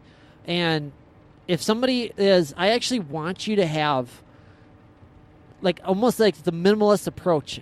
Like, you want to be honest with you, Rocky fan, if I was to have it like professional quality, and you want a good quality, you want it like you don't want to be the Walmarts, no offense to Walmarts, but you want to have like, you want to have some sort of pride and quality involved. Like there is, like, you can do audio like really, really bad. To be honest with you, what I got for audio is a digital tape recorder called the H1 Zoom. And I got a plug that's a really high-end microphone plugged into it. So that's why my audio is pretty good. But you can hear the stuff going on in the background. You can hear the real world going on in the background. And that's all because the people that are going to watch, the people that are going to listen, are the good ones. You actually, there's somebody that's gonna be held up by the fact like, there's no cool sound effects for this and that. There's no cool this going on and that going on, and why don't you do this like that company over there. Do you really want that kind of listener? Do you really want that kind of prospect? Do you really want that kind of customer that's going to be whiny, be complaining about the little stuff when you're giving away great stuff on your videos, when you're giving away stuff where they apply it to their life, where it's going to really make a difference? When they are, think of it as like they're whining about the $100 bills that you're handing them and complaining. They're whining about the $100 bills because they want the quarters. I don't know if that made any sense. Does that kind of make sense? A little sense at all? Maybe? No? Okay. So I forget where I started with that, but that's kind of what it's about. And to be honest with you, like there's more like hurdles to jump through and loops to jump through. And if it felt like more work, this doesn't feel like work for me. Talking to you like this isn't work. But if I had to like do all the editing and go back, and there's a lot of ums and ahs and a lot of like pauses and a lot of like, I wouldn't do it. And you wouldn't get benefited. And that would be shortchanging you, Rocky fan. That's not fair to you. And so it's like, it just attracts the right people. That's all it is. So let's get back to my story a little bit. And so now I'm quitting the multi-level marketing thingy. I had to make a decision. Money was not rolling in from Herbalife. My own fault. I'm now sitting in thousands of dollars debt. I'm in a worse spot. And I actually found a job. Like, I had to get a job. I'm like, geez, I got to find a job. And so I actually got a factory job working at Menards, another offshoot of Menards. That was a dead-end factory job. Miserable day one, absolutely miserable. But I was in school, so I had my focus to get through school. And even school is not becoming very fun anymore. And all the way up through, let's fast forward a little bit here. So I ended up not jumping back into entrepreneurship at all. I ended up, I'm going to focus on school. I'm going to focus on the job, just getting money as is. Because if I can graduate from college, I'm going to make my parents proud. I'm going to make my dad proud. And at least I got that degree to hang on to. My dad was, one of his speeches was like, you get that degree, nobody can take that away from you. You can just take that degree and go work anywhere, whatever it is. And so I had to make a choice, and to this day, I kind of wonder if I made the right choice. What I kind of learned, too, is I thought it had to be one or the other. Like, I thought it had to be, like, binary, where it was like, go to school or do Herbalife, continue with entrepreneurship. And nowadays, even back then it was this case, but again, nobody told me really. Like, maybe my mentor at the time could have told me about it, but I never gave him the chance. I totally cut him off. Where you can do it on the side. Entrepreneurship, you just do it on the side. You have something that brings in some stability, bring in some regular... I'm going by a billboard right now. Clueless. Donald Trump is there, and it just says clueless. What? In case you didn't know it, you're going to get a lot of these on-the-fly cuff lessons here, or billboards that I see. And that one, I think, was a shot against Trump, right? I'm not the world's smartest guy, but I think that's what that billboard meant.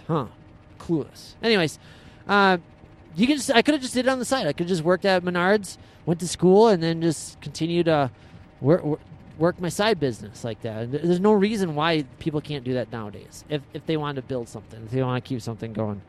So there it was. And gave her up. And a couple of years now, I've been dating this one girl for a couple of years. She's my first girlfriend, and she ended up breaking up with me. And I was really fat, and I was kind of not loving my life. I was depressed every single day, and it was probably no fun to be around. And it wasn't her fault. She broke up with me, and she broke my heart.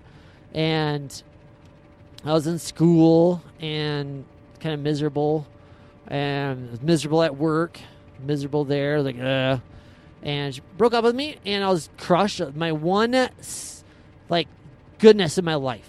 By this point, I was hating school. I was just kind of going through the motions. I was still getting A's, but I was just kind of going through the motions, going through school. Still planning on getting my degree in school and school teaching. and still going to a dead-end job that I hated. Oh, I could tell you a whole episode about that job, Menard's job. Oh, my gosh, the awfulness of that job. Ugh. Ugh.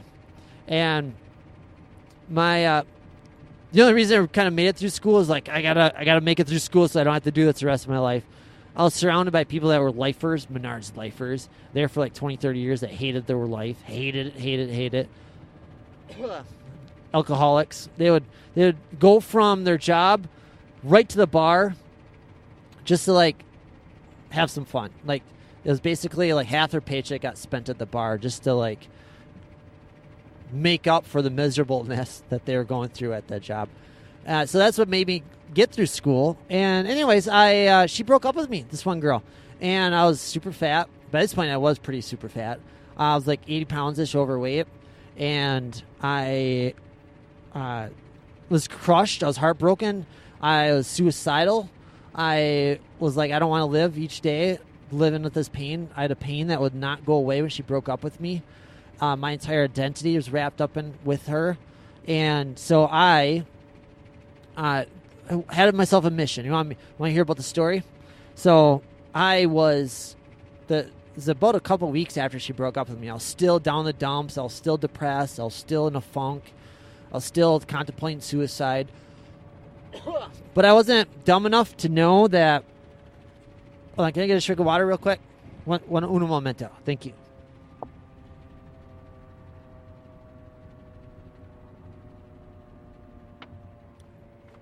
I wasn't dumb enough. I would have liked to kill myself at that point. We've all been there. We've all been heartbroken, bawling our faces off. Maybe drank a little bit too much. Called up, drunk call. I love you. I don't want you back. You've probably done that too, huh? So that was me. And I wanted to end it. I wanted the pain just to stop, just to be done. And I probably would have killed myself. I did have very, very serious suicidal thoughts. I had a knife like right to my wrists that were there. One of the nights where it was really dark. One of the nights I had too much to drink, and I was there in the bathroom. I had the knife there at my wrist, and I was there looking at myself in the mirror. I'm like, this is it. I do it. One slice, it'll hurt for a second, and then this pain's done and over with. And I remember there. And all of a sudden, there at the sink there, this is one of the dark suicidal thought nights, and all of a sudden looking at the sink, and a spider comes crawling up out of the sink, bottom of the sink. And my first instinct was like, ugh, spider, crush it, kill it. And I took a little break from my pain, from my misery, and I went to crush it a little bit. I put the knife down, and I went to like squish it, and it scooted away. It ran away. Went to squish it again, scoot it away. And in that moment, I was like, this spider, I thought to myself, this spider wants to live. Why?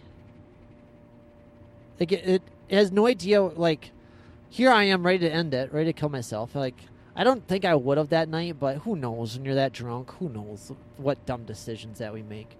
We're not in the right frame of mind. I don't know what I would have done if that spider never showed up. And this is the one story. I got another story for you on this front. And so that spider, I was to say it didn't save my life. Like, it was just that little thought, like, if this spider wants to live, it's a spider. What's it care about its life? It's fighting for its life right here and here. What's up with me? Why can't I at least fight for something like that? Why can't I just not kill myself? Oh, hey, dude, I'm sorry. I never talked about the Deb story. Going back to McDonald's. Okay, let me finish the spider, then I'll talk the McDonald's story. I'll tell you about why that's so related to that. I'm sorry. I opened up that story and then never closed it. Opened her up. So I decided not to kill myself that night, so that was pretty helpful. And just because of that spider. And about a couple weeks later, okay, yeah, I guess that's that spider story. So let me talk about why I never got that job at Menard's the first time. Have you been thinking about that this whole time? Like, why do you talk about Menards the first time? Why do you not talk about getting that job? So it turns out I found out like a year later or so that remember that altercation I had with Deb, the daytime manager? This is going back to McDonald's now. And me writing that letter to the manager, complaining and whining, and then she's being enemies now with me because of that. Totally deserved it. Totally had it coming. I could have handled that way, way, way better. And turns out, so I'm like, why didn't I gotten not getting hired at Menards? I'm like, I'm qualified. I got all this stuff. I'm like, why am I not getting hired? What's going on? They have openings. Like, I couldn't figure it out. What's going on?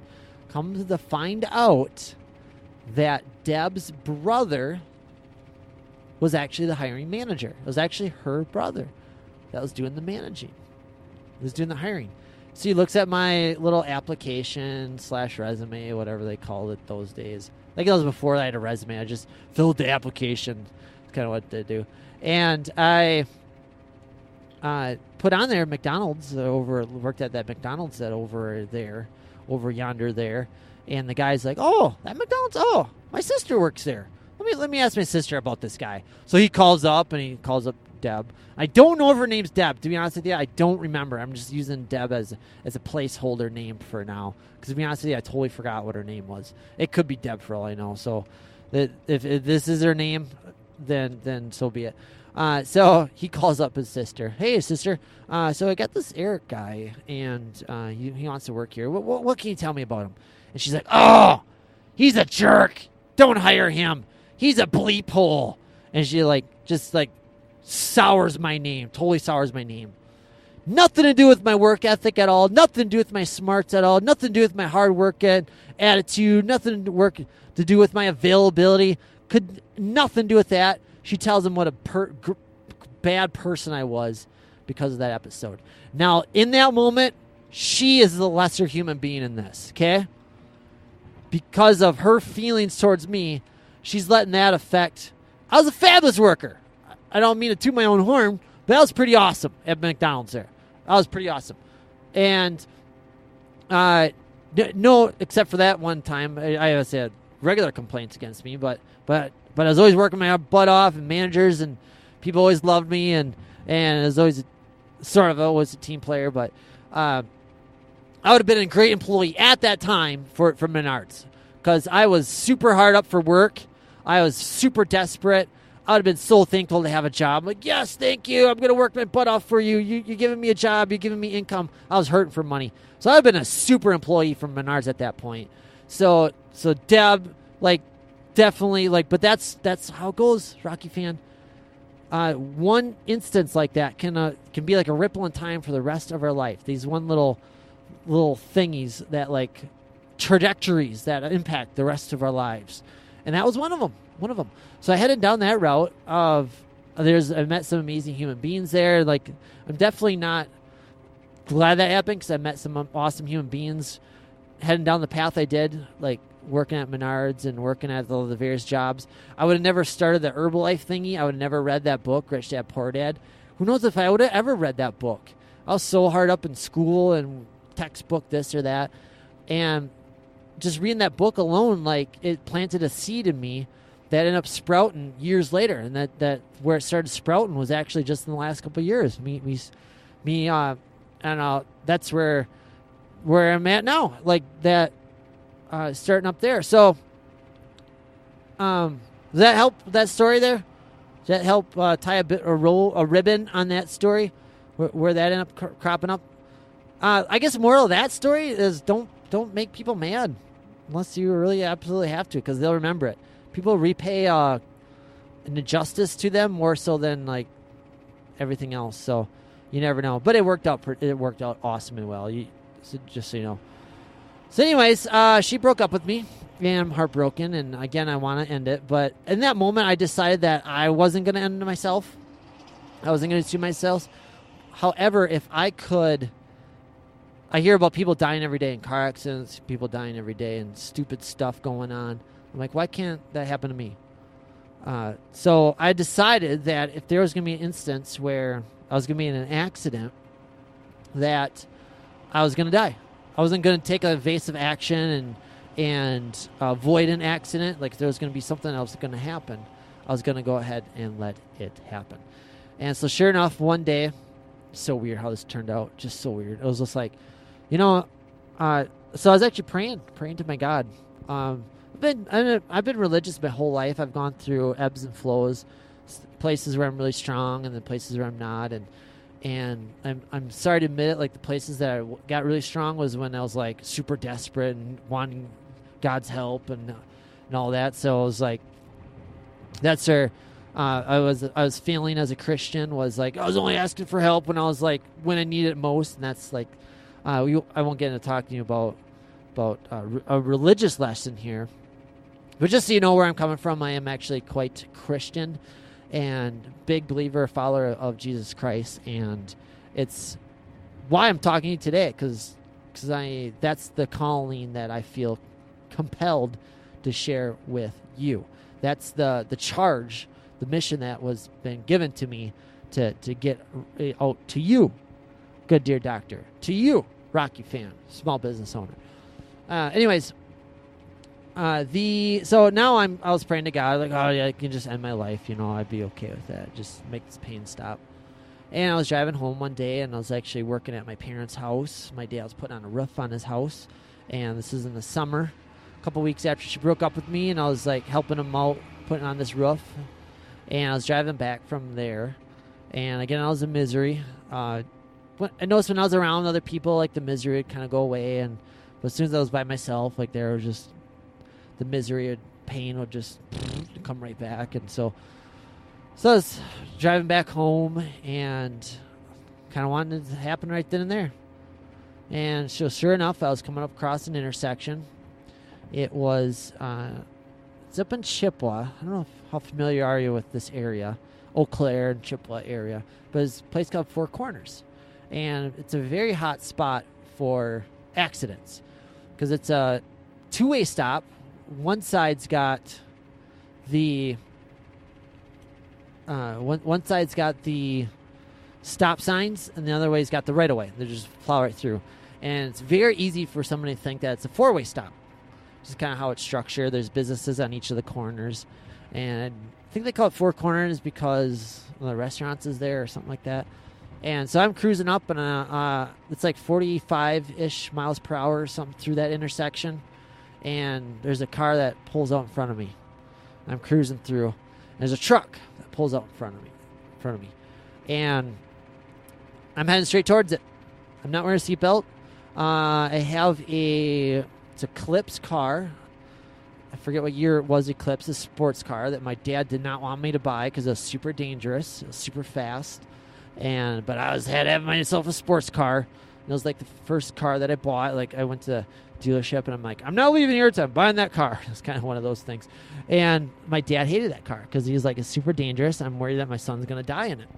And so my dad hated it until the story that I'm about to tell you. And this guy pulls out in front of me. He's in a truck. Granted, good dear listener, up to this point, I want to die. I want the misery to stop.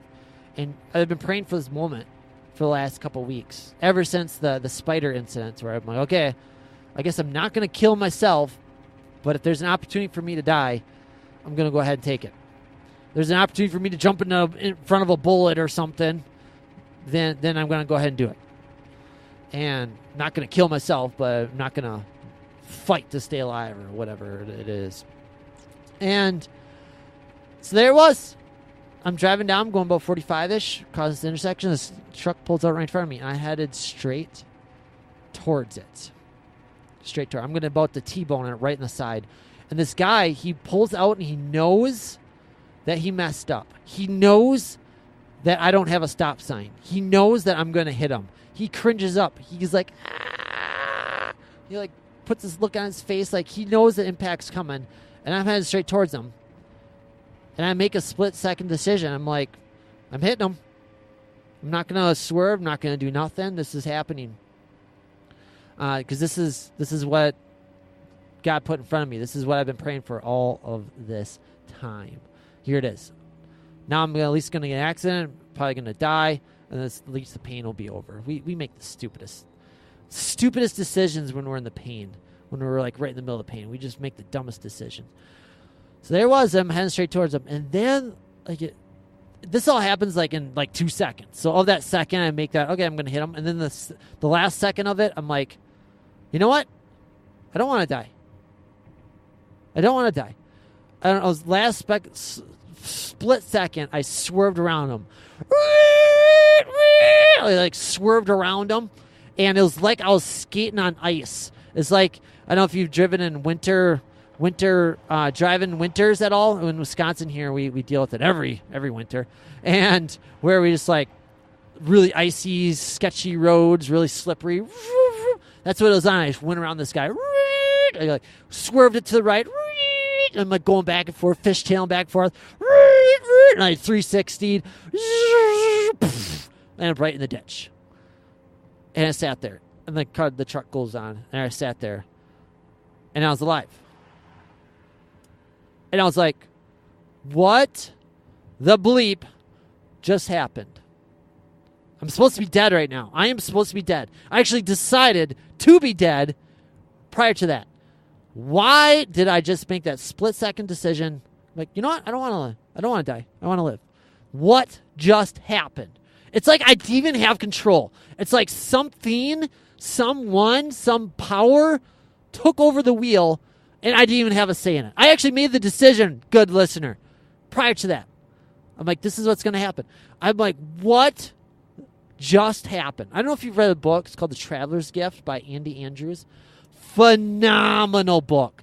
Phenomenal. But he states in that book that there's certain people, and The Traveler's Gift, I don't know how much in depth you want me to go with that book, but he states in that there's certain people that are pegged to be, just go read the book, okay? Long story short is we can't die. There's certain people on this planet that are called to greatness. They're called to do really, really good stuff, that are like the game changers of the world, the difference makers. They're the ones that end up changing the world. Steve Jobs, Mark Zuckerberg, the presidents, Abe Lincoln, FDR, Delano Roosevelt, all the people, great people, the Michelangelos, the creators, all the artists, Thomas Edison. There's just certain people that they're asked to do something. They have like a mission. They have a calling to go do something. And until they do that, they will never be satisfied. Until they follow through on that, there's always going to be that itch going on with them, that constant nagging, kind of like a wife, not like my unbelievably beautiful wife, but it's kind of that little low, slow burn going on in the background of our life. Until we follow through on that feeling, we're always going to be quote-unquote unhappy. We're always going to be quote-unquote unfulfilled. And so it's our job to follow through on that, whatever that is. And this is the book now, A Traveler's Gift. And we're given gifts to follow through on this talent, on this charge, on this mission. We're given immense rewards. We're given immense talents and gifts to make it happen. But with those come fear. With it comes insecurities. With it comes the imposter syndrome. And we've been given immense ability to carry forth with this charge. It's not like where it's like, here's your mission. Now I'm not giving you any tools to complete your mission. How I believe it, you're open to believe it however you want. And I am quite religious and spiritual myself. And so I am quite studying of the Bible and of Jesus Christ. But it kind of feels like we're the special ones, doctor. We're the special ones, you small business owner out there, you entrepreneur. Because it's incredibly rare quality. It's where we began today's talk about me going back to the cat in the water story. Like that wasn't normal. If that was normal, quote unquote normal, it would have been grabbing the kitty or not even grabbing the kitty and just follow along with everybody else. And you felt that too. You felt that need to help people, to reach out, to right the injustices, to take care of the wrongs, to uncover the lies and the deceits and the untruths. And so in that book, Traveler's Gift, what Andrew says in the story is that certain people of us have that talent, that gift. And we can't be harmed. We can't be killed. We actually, like, we can walk through a battlefield and bullets can graze us. Boom, boom, boom. I don't know if that's true or not, but it's in that book. That's what he states. And for me, that resonated so hard. I know you can resonate hard, but it resonated so hard because in my entire life, you got through quite a bit of my story today, but even going back to when I was a kid, like, I've been dodging danger left and right. Like, I should have been dead 50 times over. I got run over by a car riding my bike. Like, I got plowed over, and I stood up and says, sorry about your car. I got, like, a little scratch on my elbow where I was, like, basically got hit by a tank and walked away just fine. But something about it, and I believe it's in you too, good dear listener. I believe that that's what's drawn you to me right now, and why I'm going to be helping you. Because you have a mission in front of you. You have a purpose in front of you. You have something to carry forth to bring the good word out there, to fight the good fight that you're fighting. And you're the hero in this story. You're the Rocky, and I am your coach. I am your guy in the background. I'm your Mickey. Yeah, get him, Rocky. Come on, get him. And because I believe that your greatness is yet to be shined. I believe that you've been playing a little bit small. You've maybe gotten just a little bit comfort. Or maybe you're just struggling. You just need a way out, need some help out. So that's where I'll be on that front. So let's go back to what led us to meeting right here today, good doctor. And so I was fat, overweight, and in that moment, too, I guess I decided not to kill myself. I was on the side of the road. Right there on the side of the road. I was like, ooh, okay. What just happened there? What was that all about? And, well, if I'm not going to die, I might as well stay. If I'm going to live, what am I living for? So I had to decide. I need a cause. I need a mission. I need something to carry forth on. And so for me, it came about, I'm going to win her back. I know a way out of this. I'm going to win her back out of this misery. That would help out things a lot. And so I'm like, my cause became, okay, how am I going to win her back? That's what the great ones do, Rocky fam. The great ones are always thinking about asking themselves questions. What am I living for? What's the purpose? What's my cause? We're going to win her back. And the next logical question was, okay, how? How can I do it? Going back to Rich Dad, Poor Dad. He goes, his poor dad always drove by a car that they wanted to buy. And the poor dad was like, ooh, I want that car. And the poor dad was like, nope, we can't afford that. Don't even look at that car. We can't afford it. Immediately shut it off. Immediately was like thinking about it. What the rich dad taught the kid was, okay, you want that car? How can you afford it? Because immediately the brain kicks in to figure something out. Immediately the brain is like your coolest weapon, your coolest tool, your bestest friend towards figuring out.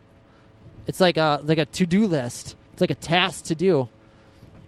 And your brain's like, okay, how can we afford that car? So that's the question I asked myself. Okay, how am I going to win her back?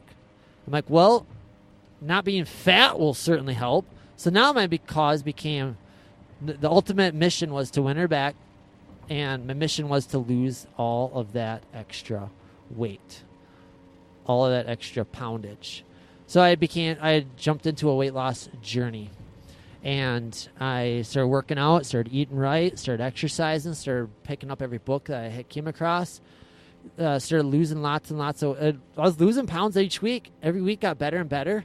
And people were asking me, what are you doing?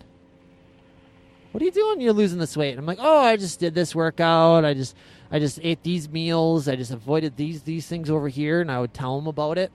And then they would follow through on that. They would do it. And they would start losing weight. I had friends around me that was coaching for free. I was training for free. And then they would get results.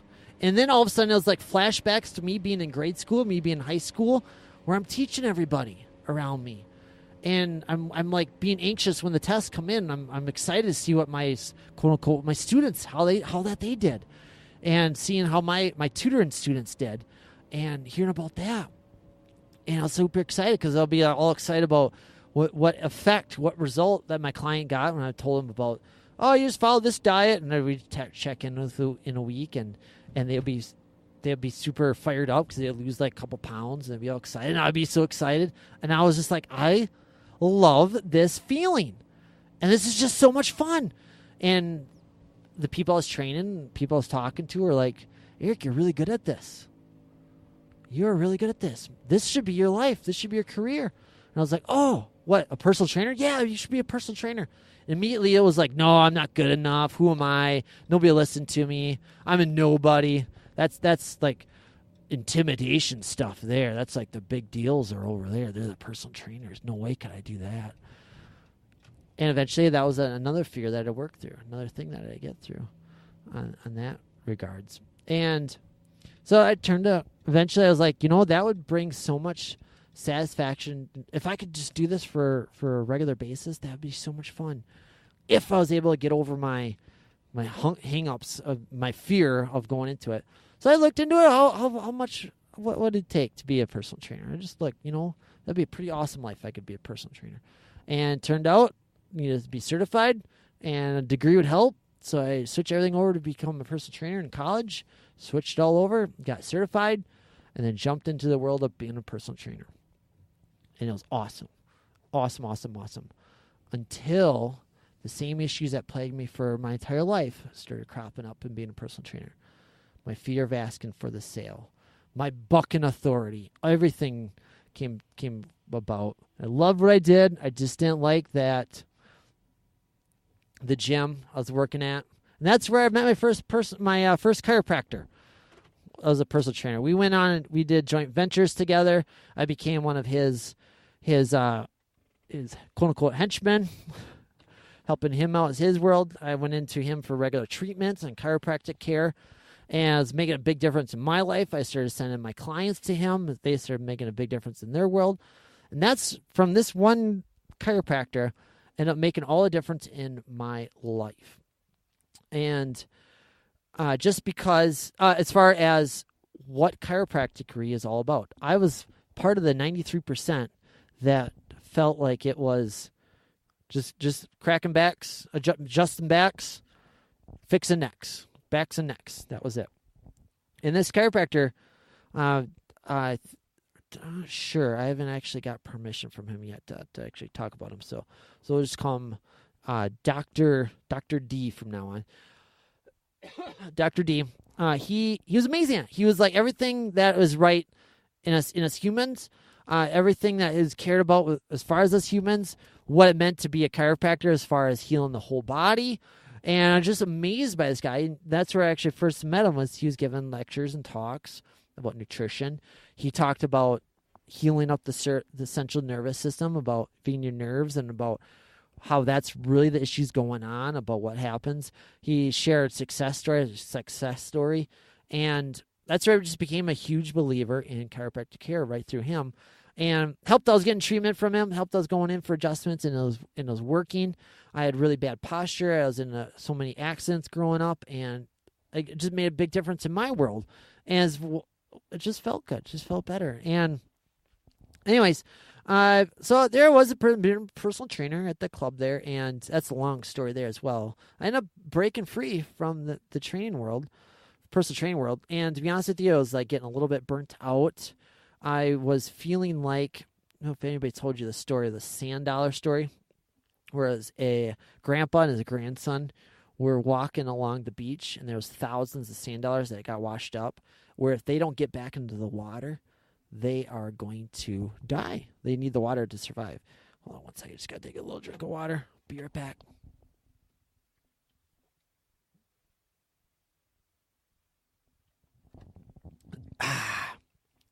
So this grandpa is walking along the beach there with his grandson, and he's saying, the grandpa is bending over, picking up the sand dollars, tossing them into the ocean, bending over to the ocean. The grandson's like, you know how kids are. They're like, Grandpa, what are you doing? Papa, what are you doing? What are you doing? He's like, oh, if we don't get these guys in the water, they're going to die. We got to get them in the water. He's like, oh, okay. And he kind of starts helping a little bit, and they're both working. And he's like, you know how kids are, they're short, there's attention spans, they're short patience. They're like 5 minutes into it. And he's like, Grandpa, we're not going to get to them all. There's too many. We're not going to help. He goes, what's the point? Let's stop right now. We're not going to get to them all. We should just stop right now. It doesn't matter. And the granddad is like, yes, we're not going to get to them all, are we? Nope, we're not. He goes, well, he picks up one sand dollar. The grandson, I messed up the story. The grandson says, why are we doing this? What's the matter? Like, what's the difference? We're not going to make a difference at all. And the grandpa's like, yes. Now he bends down, picks up a sand dollar, and he kind of holds it up a little bit and goes, well, I hear you, grandson, but to this sand dollar, it makes all the difference in the world. And then he tosses it into the ocean. And then had I known that story, it probably would have saved me, but I was feeling like that grandson. Like, work. I was putting in really long days, 14, 15, 16-hour days, most days of each week, 6, 7 days a week, and I was just feeling burnt out. I was feeling like it wasn't matter. I was making differences in people's lives, but I always wanted to help out more, and I was feeling limited by the gym, by the club, and to make matters worse, to be truthfully honest with you, good dear listener, I was really bad at selling. I was really, really bad at selling. And money was starting to get tight because I was never bothered even to get good at sales. I never even bothered to open up a sales book. I just felt like I hated sales, and therefore I was going to hate sales, and I was just going to be bad at it, and I was just condemned to be bad at it. And it was just something I had to work around instead of through. And so money is starting to get a little tight. And so that was an issue as well. So I ended up taking a side job at a gas station to help pay the bills. And going back to the sand dollar story there, that was part of it as well. So not only was money getting tight and I was getting burnt out and feeling not making a difference, and I was feeling trapped. There's ways that I wanted to work at that club there, and plus the club was doing things unethically that I was at. They started to not care about their members. They started like kind of lie just to get members in the door and cheating them, and the whole like people call up to cancel their account and they'd be like, okay, we'll cancel it, and then they really want it, and they would like or cancel it and then just forget they would lose the paperwork, just crap like that I was just not on board with anymore. That coupled with me feeling burnt out, me feeling like that grandson not making a difference.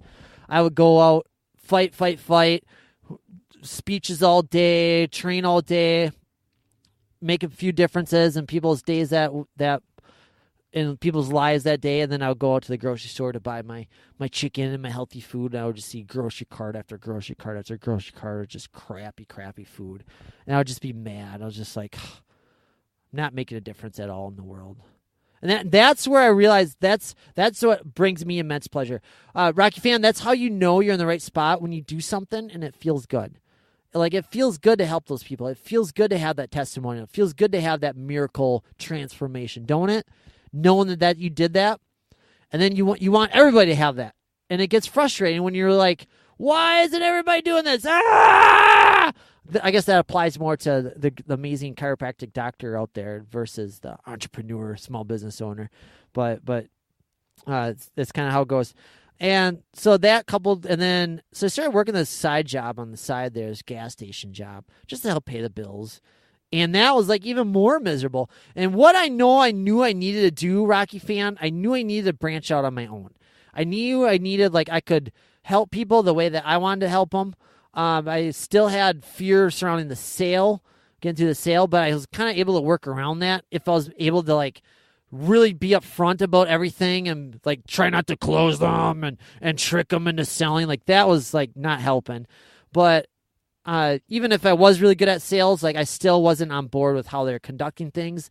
And there's different ways that I wanted to train and teach, and I wanted to charge what I wanted to charge. And again, I was just kind of bucking authority there, just kind of how it was, like, throughout my whole life. Like, I was always me not getting along with authority, like me wanting to do things my way, which I feel is like the best way, and me just kind of going about it. It's the rebel in us. It's the stubbornness in us. It's the entrepreneur in us. We're the renegades. And so I knew that I needed to go out on my own, start my own practice, start my own gym, start my own being a personal trainer, my own studio. But I was scared. I was afraid. I was scared of rejection. I was scared of the unknown. I didn't know what to do. And so I just kind of left it a little bit. And I had this side job on the side there at this gas station, and it sucked. I'm not going to lie. From day one, I was miserable and more miserable every single day. Everything in me was calling out to go do it. And now what I know it was God that was working through me. Like, dude, this is not what I meant for you. This is not the life that I designed for you. You're meant for greatness. You're meant to do something with these gifts that you've been given. There's a reason why you have this calling. There's a reason why it feels good when you help people like you do and you make those transformations. Now just face your fear and go do it. But I was too scared, Rocky fan. I was too scared. I was too afraid.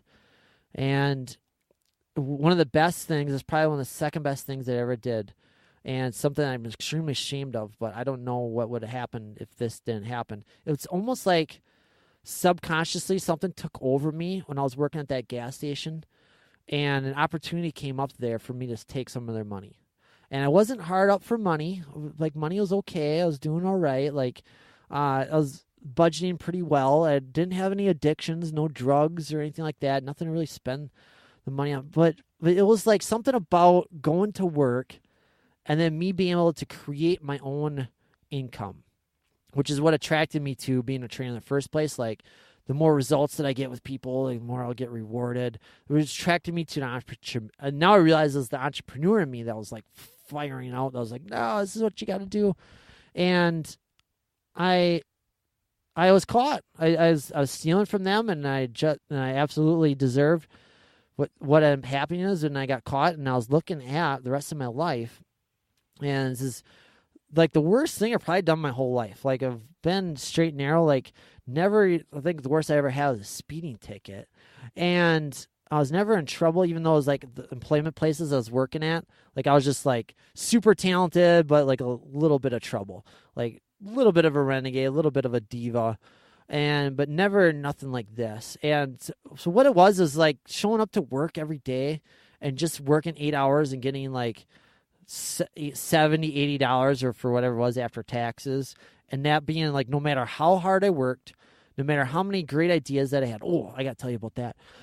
That just like, I couldn't handle it. So there's something about going to work and then I think I was always skimming a little bit off the registers and start off like $10. And then that's the dangerous, why I'm telling you this now, Rocky fan, is because this is a very dangerous road that we go down doing with that. Like, we just feel like compelled to walk our own path, to make our own journey, to make our own success. Like, we do not like we crave freedom. We crave calling it our own shots. And so why I share this with you now is I want me to be a warning sign to you. What could happen when you let the fear win? What could happen when you're not following through on this purpose that you've been given? Not following through and diving in to this greatness that you've been given. And this charge, this mission that's asked of you, that would be, if I wasn't telling you and sharing this story with you right now, and you made the mistakes that I did, like, that would have been a greater travesty on my part. That would have been a greater sin than what I committed. And so that's why I share with you now. That would have been just selfish of me, just wrong of me to share with you. That would have been the greater travesty. That would have been the greater crime. Why I share with you now, to be honest, what happened is I stole from them. I got caught. I got arrested. And I was looking at many, many years. I was like scared for my life the rest of my year. I was thinking like, I'm going to spend the rest of my life in prison because of what I did, and justifiably, like I should have been. And what ended up happening was something like really strange happened. I was looking at, this was the first week after I got caught, and I'm looking at what my life I'm going to do with the rest of my life. Like, I don't know what's going to happen with me. I don't know if I'm facing life in prison or any of that. And so I was, again, going back to my suicidal thoughts, going back to my, like, again, money was like, oh, how am I going to make that money? This is all stress. It was all pressurized. And this is actually when my dad had that talk with me about, Eric, and my dad was highly disappointed in me about that. I was just wondering what happened. I'm like, the money that I took, I didn't even spend it. I didn't go buy Ferraris or motorcycles and buy super nice clothes. I couldn't even spend it because I didn't feel right spending it, the money that I took, because it was a bad thing that I did to get the money. For me, it was like going in and I was like, now I was able to control my own fate. And to be honest with you, Rocky fan, it was more so, it was sticking it back to that job. I hated that job. I hated the managers I was working with. I hated that entire structure. Instead of me being brave and going out and doing my own thing and following through on my purpose, I was scared and I let the fear win, and I just showed up to work every day. And my way of latching out was I chose hate. Instead of bravery and courage, I chose fear. I chose hate. And so when I took the money, it felt like I was getting revenge on that organization. I was like, yeah, I took it. And what I would do, I would turn around and I would a couple of my family members were friends of family members were actually really hard for money. So I was like, you know what? They could use the money more than this organization, this evil, corrupt gas station. So I would take the money and I would hand it to them. I'd borrow it to them. And it still felt awful. It still felt really, really bad. It ended up changing me. It ended up I wasn't able to know who I was. I was so in fear. I was living a double life, and I was so in fear of every single day. I couldn't sleep at night, and I was actually basically let myself get caught, and just so I could not live with that anymore. The day I got caught, it was oh, thank God. I'm at least now everybody, at least they know.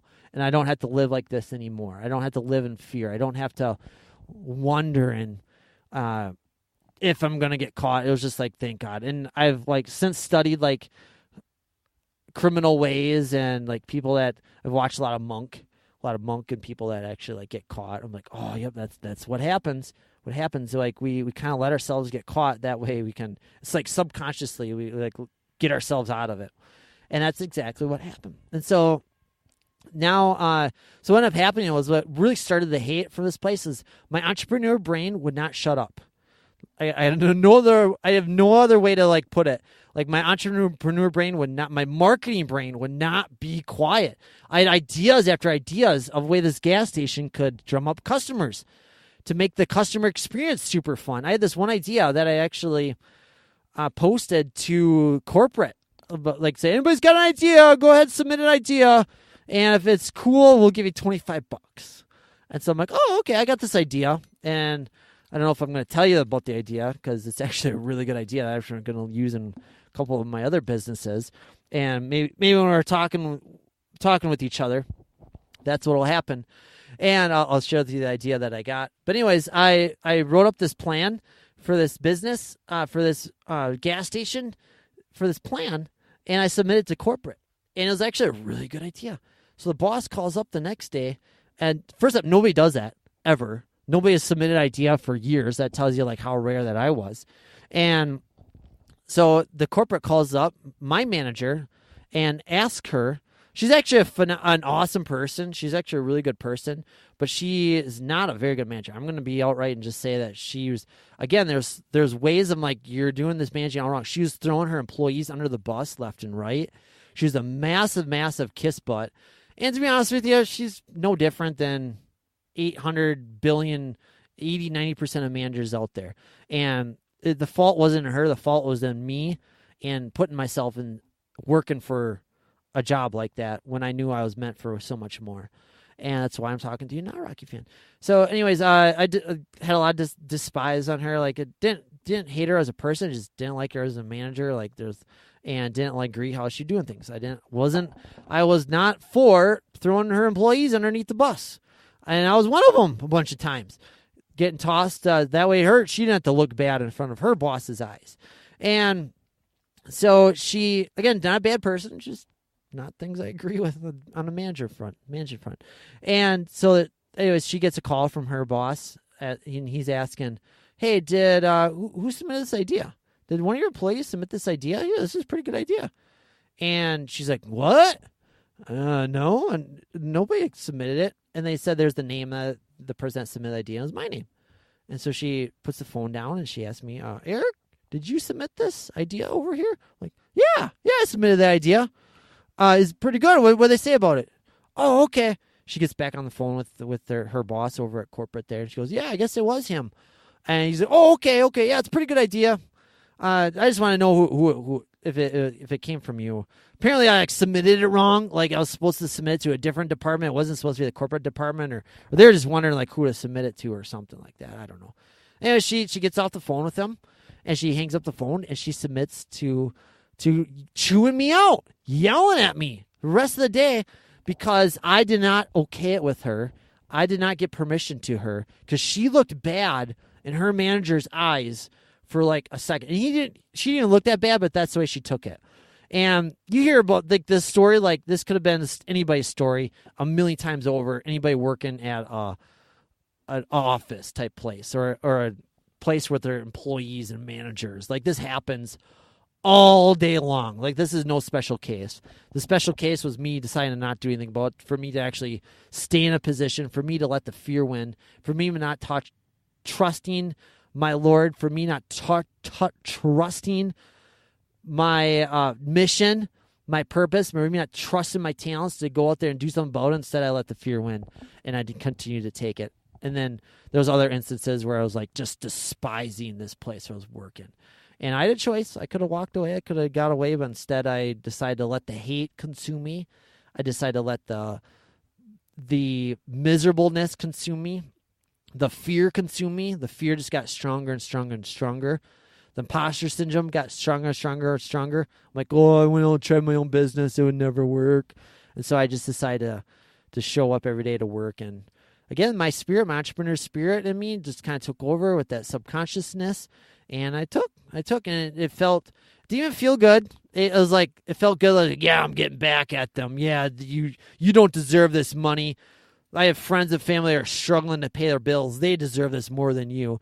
So it kind of felt a little bit Robin Hood-ish-y like that, if that makes sense. And again, it's totally wrong. Everything I did was totally wrong. There's billions of ways I could have gone about it. Not like that. Not breaking the law. Not lying. Not being a thief. I was straight up stealing. Tons of ways, better ways to do it. But I was busted. I was caught.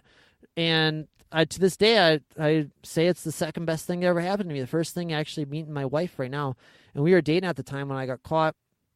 And one of the fears going through me was she's going to leave me. And I was kind of leading this double life, me here stealing money on the side.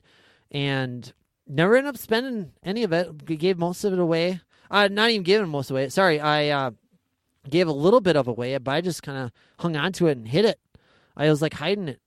I like had hiding spots that I kept from my wife, and again, it felt like I was lying. I felt like I was cheating on her. It felt like I was doing things ethical, even though I never straight up lied to her. Even though she didn't know what was going on, she had every right to leave me, every right to do it. But she stood by me and she saved me. And I don't know what I would have done if it wasn't for her.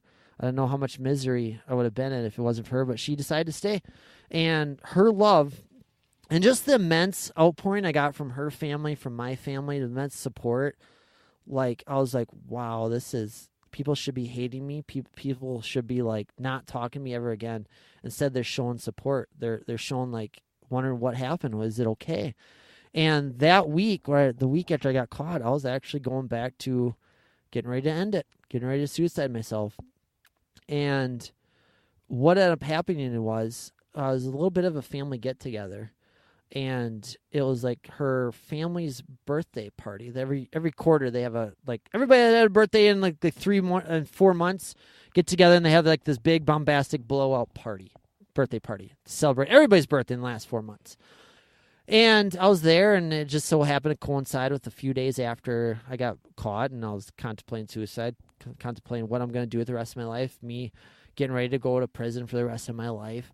And there I went, and I go show up at this event, and I'm like, I don't even want to show. I don't want to show my face anywhere. I'm like, I'm just so much shame. If I wasn't going to kill myself, the shame of it would have killed me. I honestly to God believe that to this day, where you hear about just shame and miserableness and and would have killed me. And it's weird because it's felt like going back to that time where that I'm barreling down on that car, or that truck that pulled out in front of me, and I'm getting ready to hit him. It kind of felt very similar to that. I'm like, okay, I guess I'm not going to die. And, oh, hold on, I'm getting a phone call. 1 second, I'll be right back. Well, sorry about that. That was a good part. So I just took a phone call and right back to you. We're at a good part here, so I can't stop. So that would have been, there it was, and I just kind of wanted to end it again. That misery. You've been there. Come on. You know that feelings. Just be easier if I was dead. Just be easier for everybody else if I was dead. And so there it was all week long, and then we had a little family get together, and was at the party, and I just had a huge.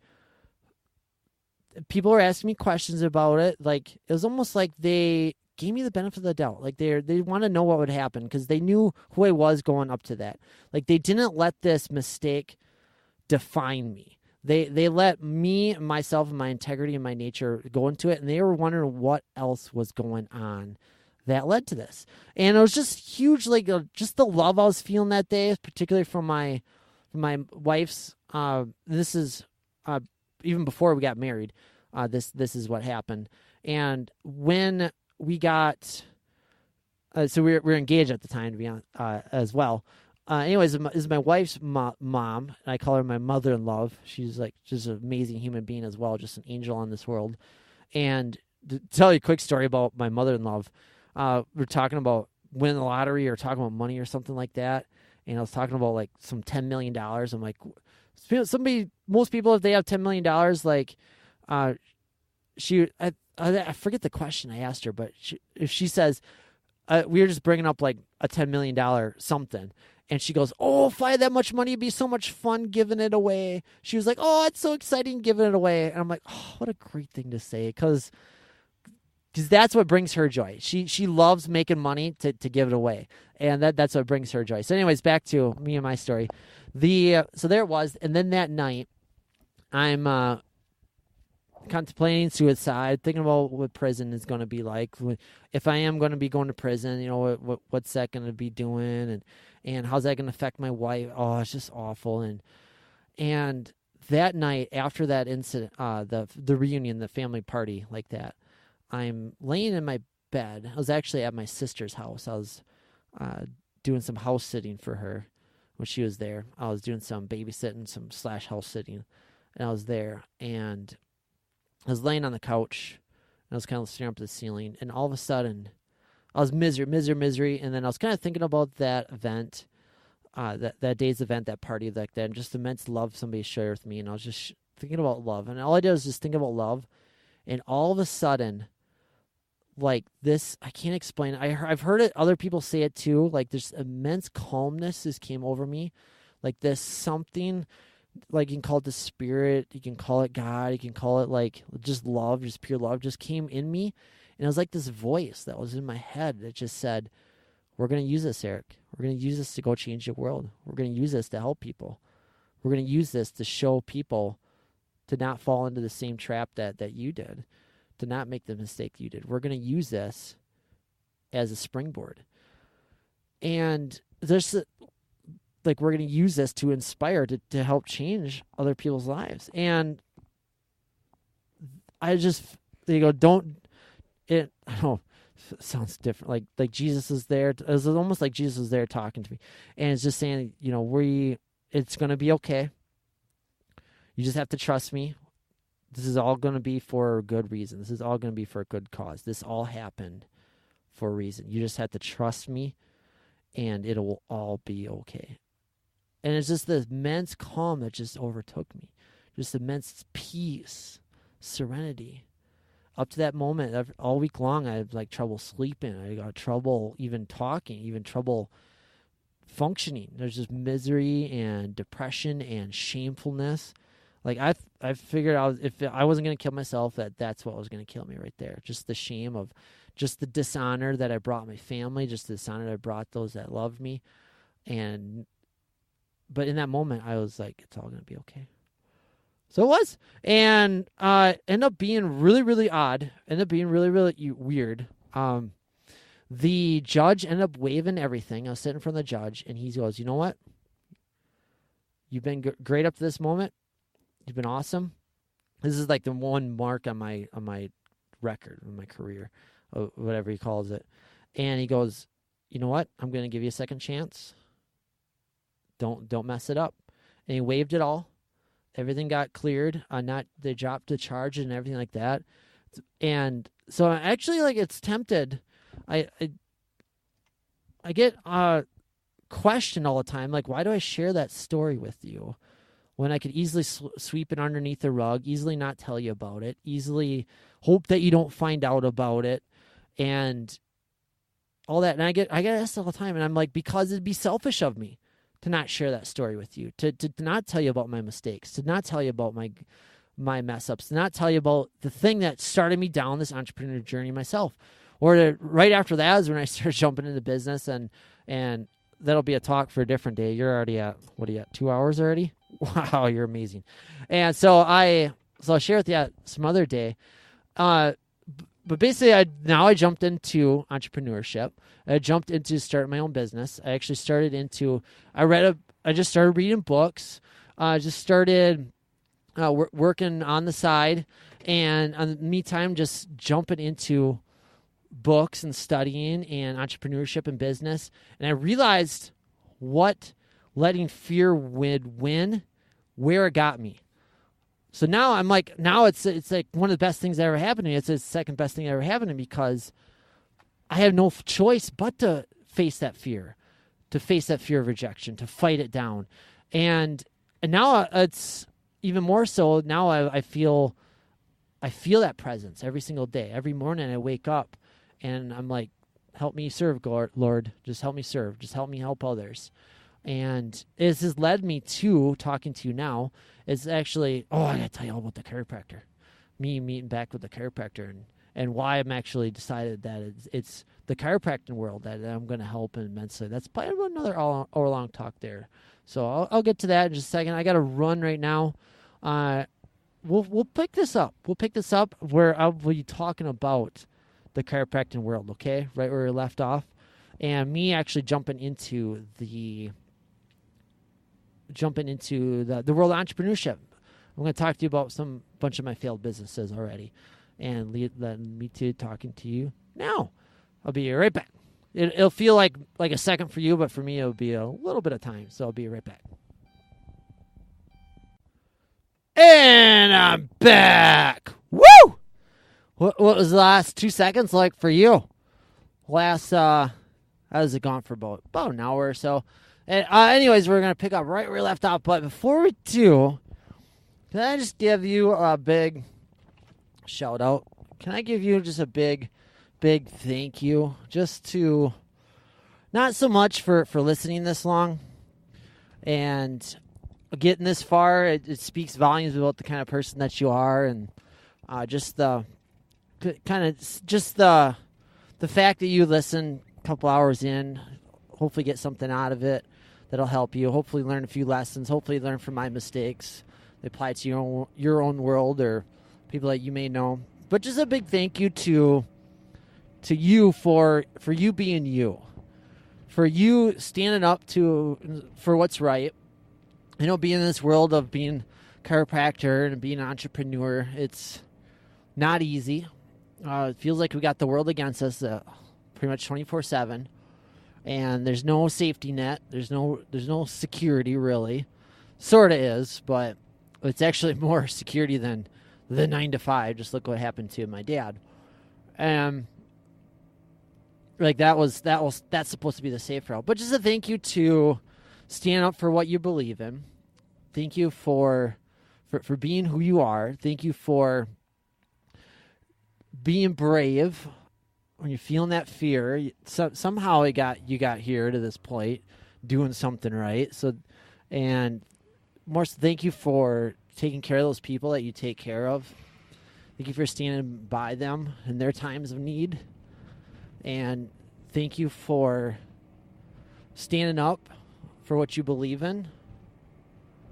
And there's times where you wondered if you made the good choice. There's times where you wondered if you're still making the good choice. You're going to get bombarded all day, every day by options, by choices, by should I do this or should I do that? And something in you keeps pulling you forward. I thank you for that, for listening to that voice, listening to that fire that's in you, your soul's knowing, your soul's calling, the truth that is in you, and carrying through, and keep on carrying through. And I thank you for asking for help, really. That's what it is. It's something supposed to be noble about, I could do it myself. It's like, it's pride. I'll figure it out, I'll do it myself.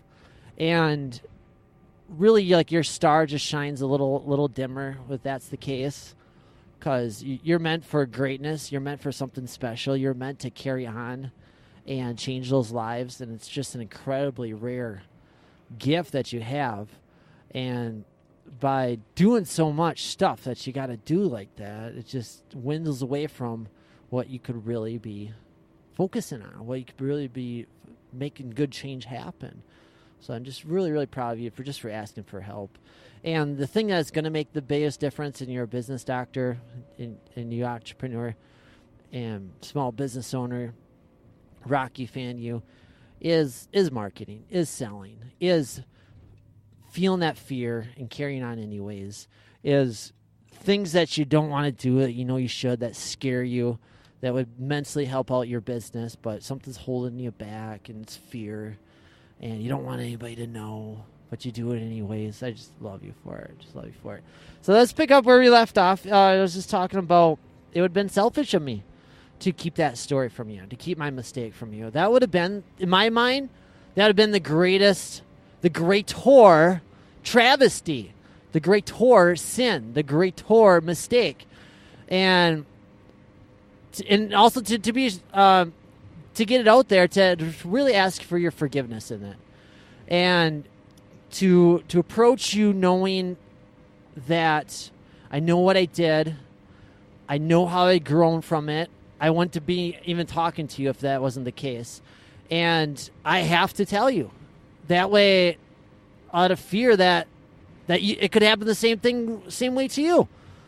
This is a gift that we've been given. If we don't understand it, if we don't utilize it, and we think differently than everybody else, and if we don't understand why that is, and I believe it's because you're called for a purpose, you're called for a meaning. If you focus on what brings you joy, and usually what brings you joy is helping other people, changing those lives. That's what brings you fulfillment, and it's fun for you. I know it is. There's parts of it you don't like that you'd rather not partake in, but for the most part, it just used to be. You're so giddy with the excitement for it. Many times got a little tough here and there. Anyways, so what led me to me talking to you now? Yo, Rocky Media. Yo, Rocky. So it started out the entrepreneur journey. I now am obviously got fired from that job that they did not appreciate me taking their money. And to be honest with you, Rocky, I can't tell you this enough. I wouldn't, obviously if I go back and change it, I would. That's without question. But I wonder how things would have turned out if it didn't. It just got me kicked in the butt that I needed, and it made me realize some things. It made me fight through some things. It made me not afraid. I faced a really big darkness. I had to look off into the abyss. I'm like, oh, okay, making that phone call now is not so tough. Approaching random strangers or asking for that sale or being scared of the directions is not so tough. In my mind, I was looking at the rest of my life in prison. And so it didn't seem so tough. But for the most part, like, that was something my whole life that I never thought I would do. That right there. Grew up Catholic Christian. Always a good boy. Always straight A student. Never in trouble. I think I got grounded once. Never stole nothing. I had friends in grade school that would steal from other... Like, we'd sit in homerooms. We'd sit in other people's classrooms. And they would, like, sit in somebody else's desk. And I had a friend that would, like, open up the desk and steal stuff from them. Like, oh, yeah, they don't need this compass. They don't need this protractor. Remember protractors? And I'm like, don't do that. Don't do that. So I don't, just because somebody thinks that they wouldn't do it doesn't mean that it won't happen. Somebody said that really good one time. I just messed it up. Just because I think it wouldn't happen doesn't mean it wouldn't happen. And that's kind of what happened right there. And it started with the hate. It started with me giving into fear. It started me listening to my imposter syndrome. Every day I got that little guy in me, the little imposter syndrome that says, you're not good enough. You're not smart enough. You're a dork. You're stupid. Nobody's going to listen to you. And every day I got to kind of like fight that little guy down. Beat him up a little bit. I call him the evil Jiminy Cricket. Just kind of sits on the shoulder and just kind of picks on us and on me at least. And so I was listening to him more and more, and as a crack that fissured, it's those little things like that. They're like small cracks that kind of widen out. And I'm like, I don't know, like, what would happen. We watch those movies where somebody tells a lie and then they tell another lie to cover up that lie, or they make a mistake and they go down this like crazy butt journey to like cover it up, and before long they're like an axe murderer and taking over the world. Remember? Do you watch Narcos? Is that the way it is with Pablo Escobar? That story, and apparently like he had delusions. He had a plan to change his country, be president of his country, and do all that, use all that drug money for good. And kind of started down a road that eventually he was like the most widely known terrorist and the most hated public enemy #1, headed down that route there. So you never know. I don't think that would have ever happened to me, but again, I never thought I would steal like it did. So anyways, that got me going. Got me thinking about entrepreneurship, and actually kind of took sort of what I'm doing now. I was driving around, but it was more so like courier type service, driving around for like sort of cab, but then like if they needed errands run and all that stuff. And so I was doing that. That was the job that I got to go doing. And again, like the courts and the judge, they dropped all the charges. It was just like unreal. It was like, oh, so cool how that happened. It was just like, yes, it was like God just saying, this is your second chance. Don't screw it up. Go make me proud. Go use these gifts that I gave you. Go do some good with it. And so I'm like, okay, I got to use these gifts of mine, this entrepreneur brain of mine, and so go figure it out. Go do some good. So that's why I look at us entrepreneurs. We're kind of like the superheroes, and our powers can be used for good or used for evil, but it's kind of up to us. And it's almost like we've been given these powers because we don't think like everybody else. We don't have ideas. Everybody else doesn't have ideas like us. We get excited about the silliest stuff that everybody else is like, what? Why are you so excited about that? That doesn't make any sense. And it's just so cool. And so anyways, I started down and driving around, and I started listening to lots of podcasts and started listening to audiobooks. And I didn't even know that podcasts existed. I didn't even know. I kind of knew about them, but I didn't know what they were like they are. And so during that week there where I was kind of, I'm probably going to have to, I probably messed up my chances to ever work for an employer again. So I'm probably going to have to make my own income. Going to have to create my own sort of job. And so I'm going to need books. I'm going to need to do it. And I came across an Amazon. I don't know where it was, but I came across it was Think and Grow Rich for $1. It was a Kindle. And there's a quote in there. Somebody had a review say it. I've made millions upon millions. This is what the review said. A bunch of times over, and it all goes back to reading this book. I'm like, oh, interesting. Okay, I'll read it. And I read Think and Grow Rich. And reading it, I was starting to feel that Kindle again. I was starting to feel little stirrings again. And I was starting to like kind of, it's just all making so much sense. Again, if you haven't said Think and Grow Rich, it's basically our thoughts determine our reality, and whatever we want to think about comes about. But it's geared more towards business, making money. And everybody's heard of Think and Grow Rich. Come on. And so then I finished that one up in like not that too long, and Amazon does what they do and say, people recommend this one to go with it. And it was 4-hour work week. And I was like, 4-hour work week. Seems a little infomercial-y, but what if it's like 5% right? Instead of if it's actually possible to do a 4-hour, what if I take and do like a 5% of that?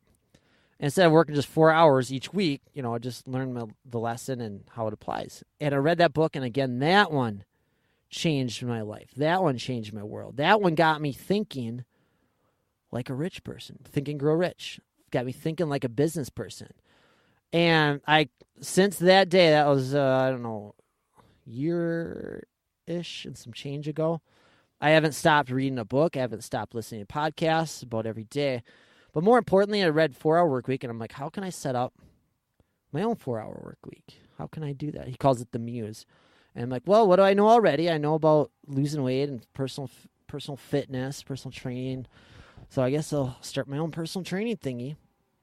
But instead of, I didn't want to have a studio, so I'm like, I should probably go online. So I started online. So what I did is I created an online personal training business. And that went through many, many iterations. As I began learning, as I began applying, as I jumped right in, I was scared every single day, freaking out every single day.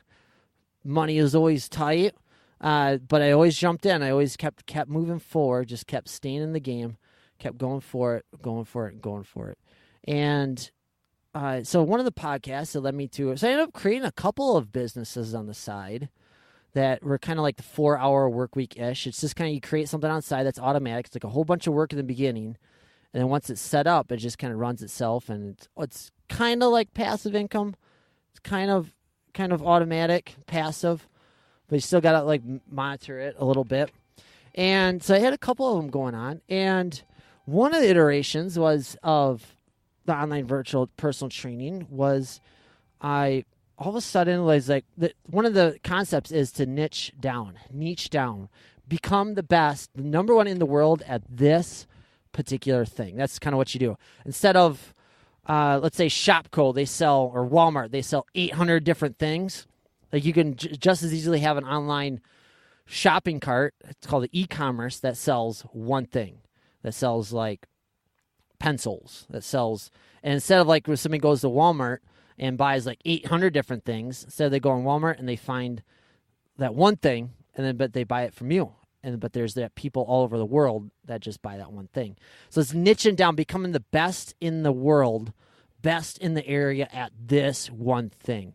The generalists aren't doing too good these days because they're getting outgunned by the person that's the master of one, or a jack of all trades, that kind of thing. Like the jack of all trades is not doing too good. Because who would want to hire somebody to be average at 5 different things when they can hire that one person to fix that one problem that they have? And so you're seeing it more and more in the medical world. Like more and more, like we've got knee specialists, we've got ankle specialists, we got foot specialists. So I was like, how can I get... I'm got to get specialized in this weight loss world, in this online personal fitness. And there's like a bajillion routes they can go down. And I saw an opportunity. It was for thyroid, people that battle in thyroid. And I kind of had that idea. I came across a couple podcasts, a couple episodes. People around me or close to me were like, I remember what I knew about thyroid going into it. I'm like, they could be thyroid. And then the more data I poured into thyroid, I just realized how big of an issue it was. Turns out 1 in 3 females have thyroid issues, 1 in 3. And 90% of them don't even know it because they just get prescribed. And there's no answer to it. There is an actual answer to it, but there's nobody like showing up to a thyroid clinic, getting thyroid. It's almost like, so I'm decided to go and become a thyroid expert and thyroid specialist. And what was happening is a bunch of people close to me were just quote unquote dropping left and right with thyroid. And it's an awful, awful condition. Women will lose their hair. They're depressed. They have really bad acne. They have like sore throat. They have just super, super tired all the time. And I just felt for them so much. And so I decided, and I kind of suspect there's a couple of people really, really extremely close to me that I suspect might have it. So I'm like, I need to be good at battling thyroid.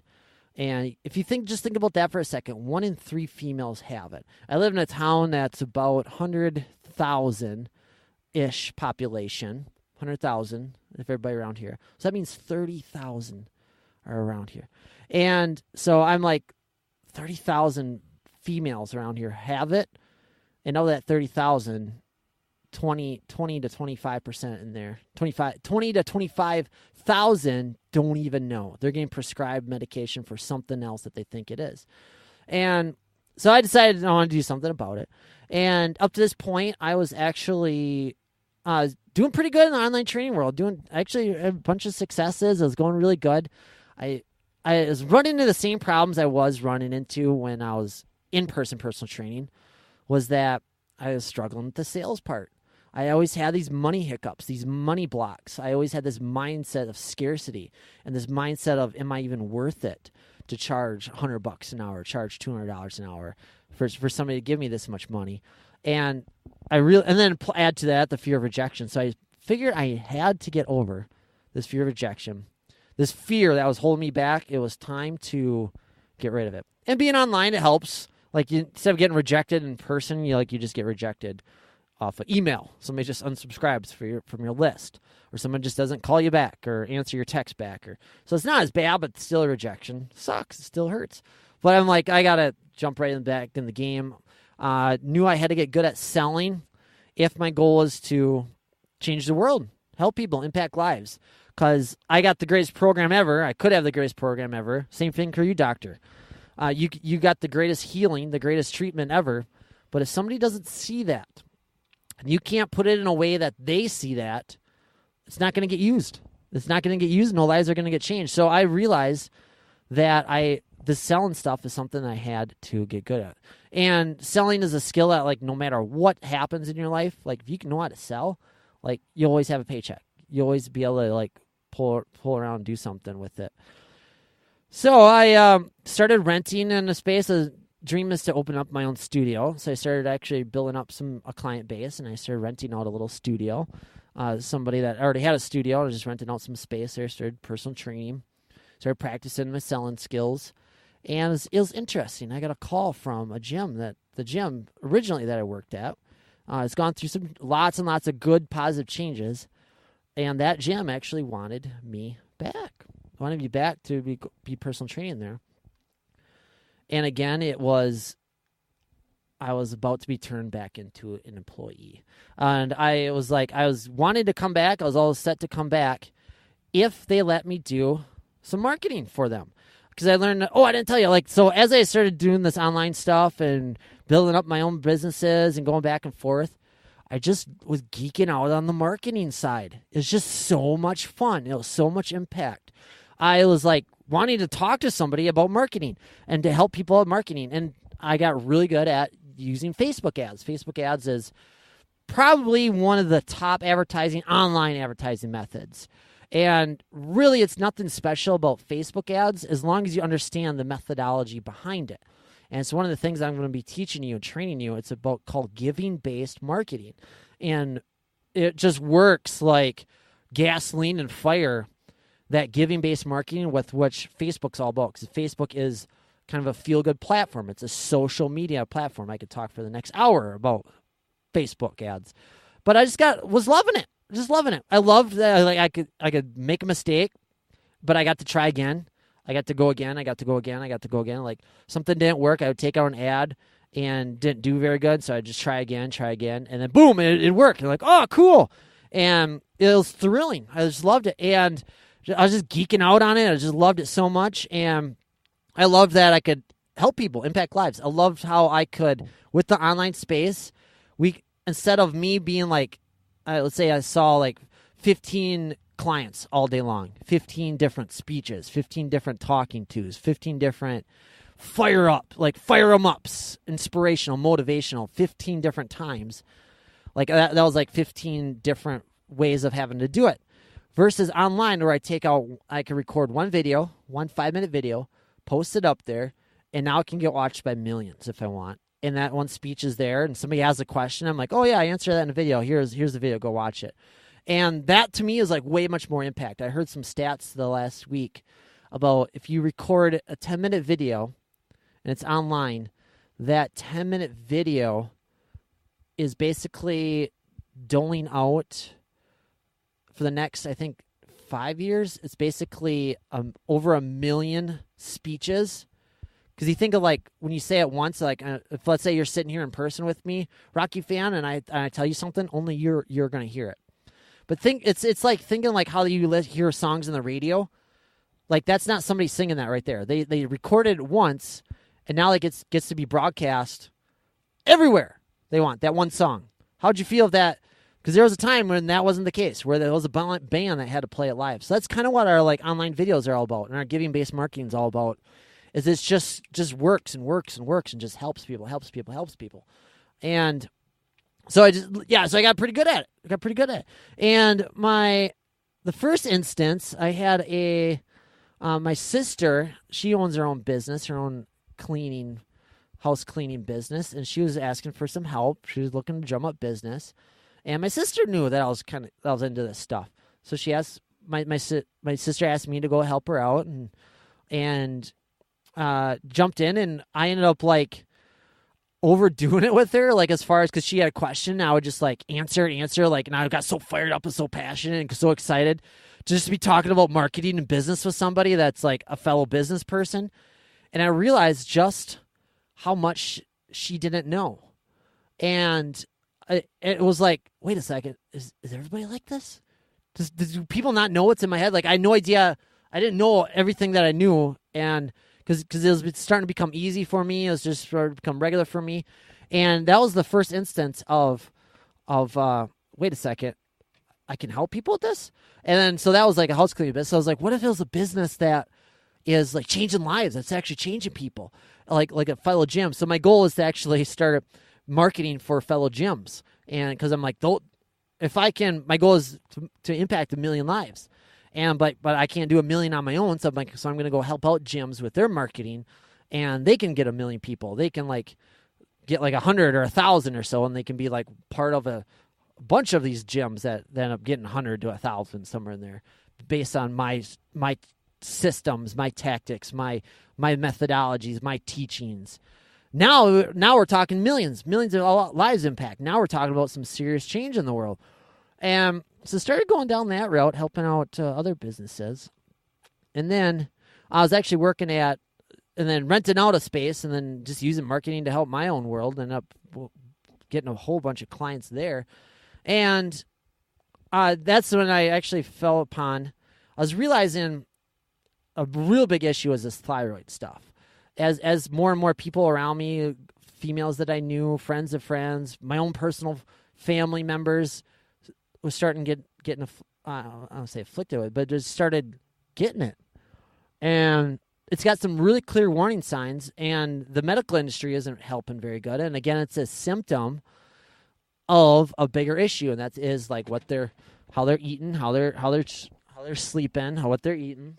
Stuff that us in the health and wellness field kind of take for granted, but somebody else, it's like total rocket science. And that they don't understand. So I started focusing my research on, I'm like, okay, this is big. If we can have like a plan in place to help out people with their thyroid, like this is some real good lasting change right here. This is something we can really impact the world with. And come up with like, instead of like a P90X system, come up with like a program that just says battles of thyroid. T90X system or something like that. Thyroid, battle it up. So I started developing a program for the thyroid and started learning lots of stuff. And one of the things that came across was that they need a full team. This person that's going to be battling this thyroid, they need a full team behind them.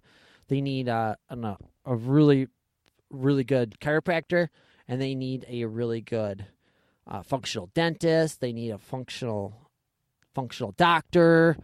Alternative medicine. I think there's some massages places in there, something for the fascia, all sorts of stuff. And so I was looking into it. I'm like, well, I do know a chiropractor. He's an amazing chiropractor. He's a chiropractor that I've known for years, that I've been seeing back when I was being that gym's personal trainer, this one chiropractor, Dr. D. And this Dr. D is just amazing, amazing human being. And he is of that servant-minded person.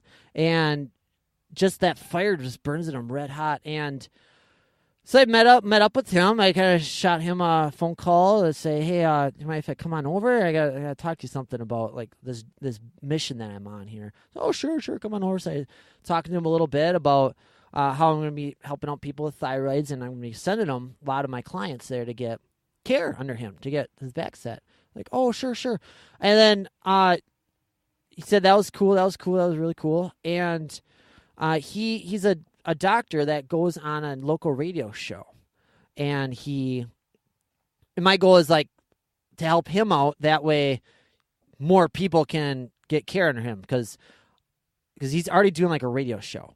And I was like, but the radio show, people will have to tune in just at right time.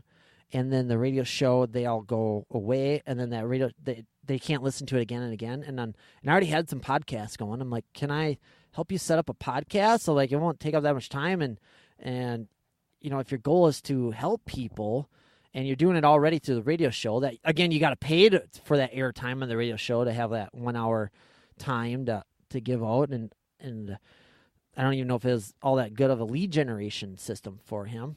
I'm like, can I help you set up your own podcast at least like that, just to get you going? Oh, okay, sure. So I started working with him there to get his own podcast going, and because I knew like that would help out lots and lots, hundreds of people around our area, and because I knew one way or another, like people are going to get their help that way, and just working with him, he's incredibly generous. So there's some clients that I had back when I was working at that gym that became clients of his, patients of his, that were still seeing him. This is going back 4 years, 3-4 years or so. And they're my former clients and him were like talking, and they already knew that I was like had some space rented out. That I was actually starting my own studio, but it was like all the way over too far town. And so he actually approached me and said, you know, do you want to use some of my space here at the clinic? At the office here, and you just use my space as a training grounds. And maybe with your ex-clients there, they're wanting to work with you again, but it's too far for them to travel. You know, you could just use my space here that you want. And it was just incredibly, incredibly generous. And it was just incredibly cool. And here I'm renting out space, and you know, it's we got to pay rent each month, and then they take a percentage of each of the hourlies that I charge, and then it's got to be select times, and it can't interfere with everybody else. And it's like it's fun, but it's kind of like less than ideal.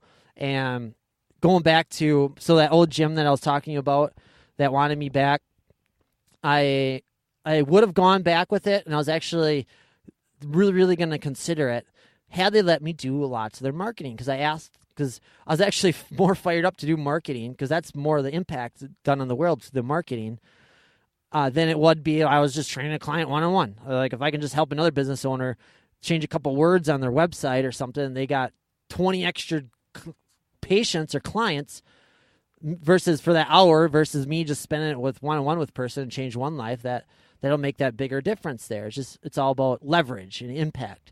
And so I was more fired up to do the marketing, and the owner there that wanted me back, and just she's a complete angel. She's an awesome person, but she had told me, no, we just want a personal trainer. And I was actually writing out like a campaign that they can run. Now they call it a funnel. You can call it funnel or campaign. I'm like, here's what you can do to get 50 new members. Like within 2 weeks, you just do this, take out this ad, and do this, and you hire me. Like when I come back, this is what I'm going to run and get you lots of new members. And her and her general manager kind of look at it and be like, kind of sounds he's like more into the marketing side of things these days. And that's when it really hit me. I'm like, yeah, I am. Dang, that's it. I am more into the marketing these days because that's the bigger impact. And so, excuse me, I had a burp a little bit there. So I had to turn that offer down to go back, and because I needed to do the marketing side. And so it was going really good with my own businesses as well, and then started doing some of the marketing for a couple of the gyms, little studios around the town there, and having pretty awesome results. But then that's how I ended up with this Dr. D chiropractor, and just amazing human being. And then again, to go back to that old gym, like I would have been an employee, and they would have told me what to do, what to wear. Would have told me show up at this time, do this workout just like this, and immediately just thinking about it was like, just turning me into employee again. Us entrepreneurs, us business-minded people, we just love our freedom. We just don't do well. We're square pegs in the round hole. And meanwhile, this Dr. D here just hands me the keys to his clinics. Yeah, use the space here. Anybody you want to help, bring them in, coach them, train them, just take care of them, just lock up when you're done. It was just incredibly, incredibly generous. And it was just incredibly, incredibly moved, especially knowing what I'd done. Especially knowing that I stole from a business before, just the trustiness of that guy. So I'm like, gosh, this is so cool. I'm like, how can I repay him? So I'm like, well, I can obviously get him going with the podcast, but I'm like put my marketing skills to use, put my branding skills to use. So what I know about building funnels and building campaigns and add all that fun stuff. At least I can help him get some more patients. So I need to know what I'm talking about in that world. So I already knew quite a bit just working with the doctors and a bunch of the local chiropractors already through my previous adventures. So I knew quite a bit of what amazing chiropractors are about, but I had no idea that the chiropractor is just as amazing human being as it was. It was this Dr. D fella that is like standard. That's what everybody's like. They're just so the coolest, amazingest, bestest people ever. They're just so grounded. They're so servant-minded. They're so focused on just helping people. They get so much joy about it. And I'm just fascinated. I'm like, how does not everybody know about this? And then they're so smart. They're just so brilliant with how they know stuff. And it's like they're too smart that people can't understand what they're saying sometimes because they get so fired up talking about this. They get so passionate about it, just like me. And I'm like, oh my gosh. And I see chiropractors go out of business left and right. And I probably know why that is. And it just crushes my heart because these are just amazing, amazing people. So I just started diving in and doing my research of the chiropractors. And I'm like, I need to help these amazing people. And I was heading down the route to help out gyms and help people doing it. I'm like, all they do is they just bring them in and here's your diet, here's your workout. And they're all selling the same thing, plus or minus 10%. I'm like, real change, lasting change. And I believe in chiropractic care. I believe in it wholeheartedly with my whole heart and soul. It's made a difference in my life and my family's life. And so I'm like, if there's any change that's going to really happen, it's going to be because a chiropractor makes it so.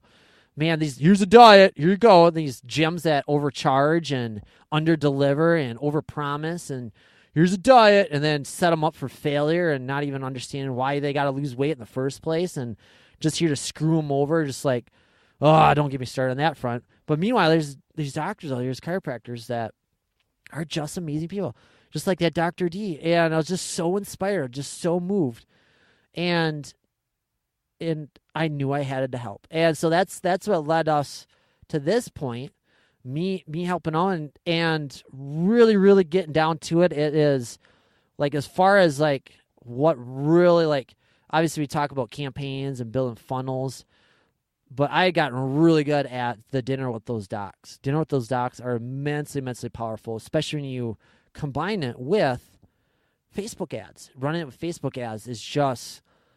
It's just I don't want to call it a magic bullet, but when it's done right, it is just totally game changing in somebody's practice, whether they've been working for a while.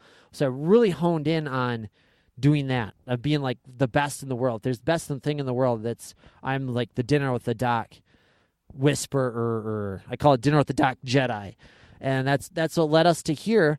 And basically, I'm just here to serve you, doctor. I'm just here to give you my all.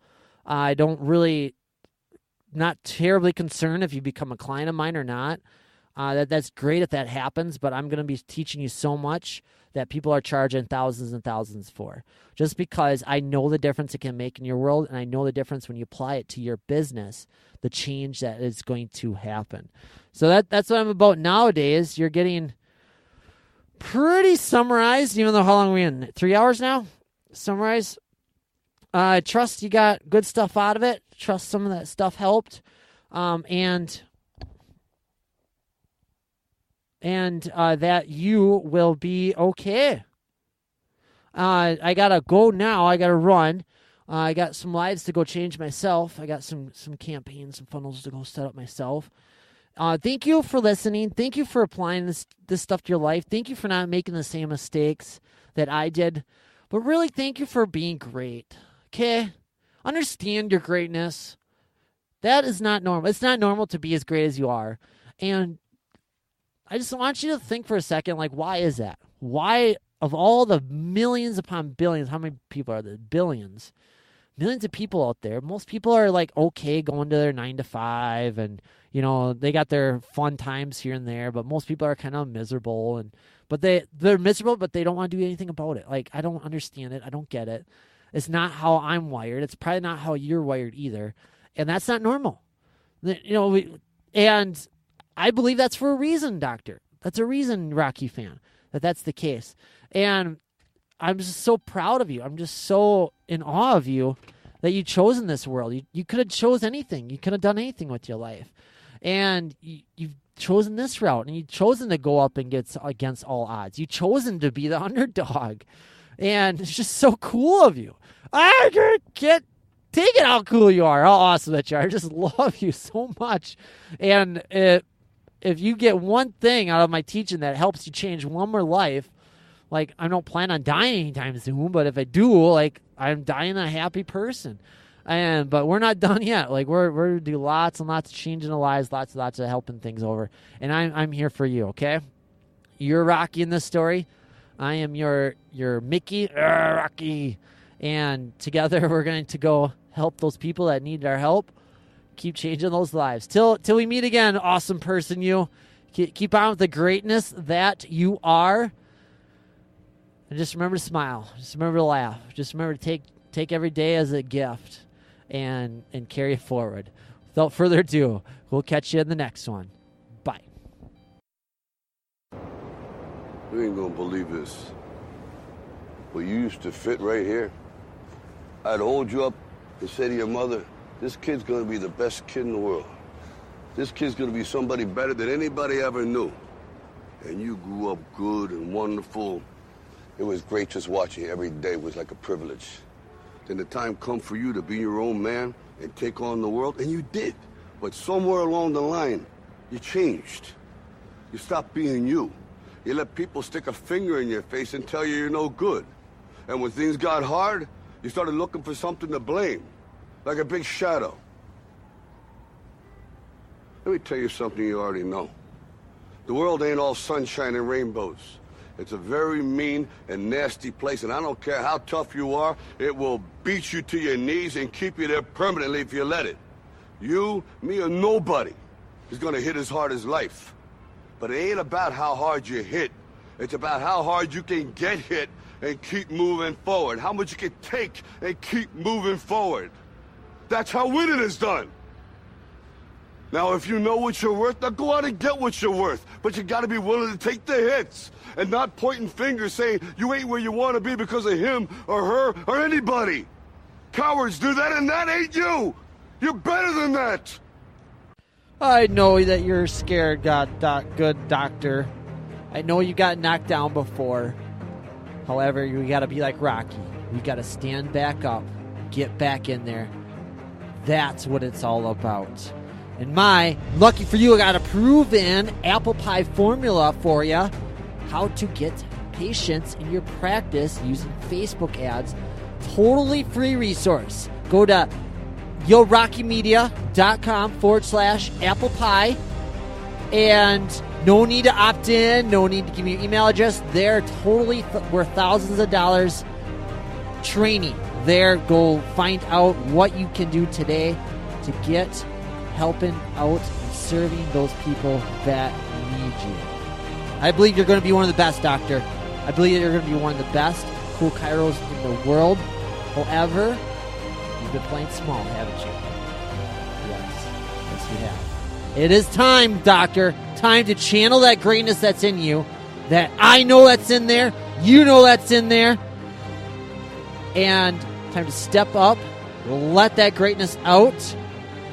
Not be a coward. Channel that bravery. channel that courage that's in you and go help those people that need you. YoRockyMedia.com/apple pie. Proven formula to get those patients into your practice today using Facebook ads. Catch you there.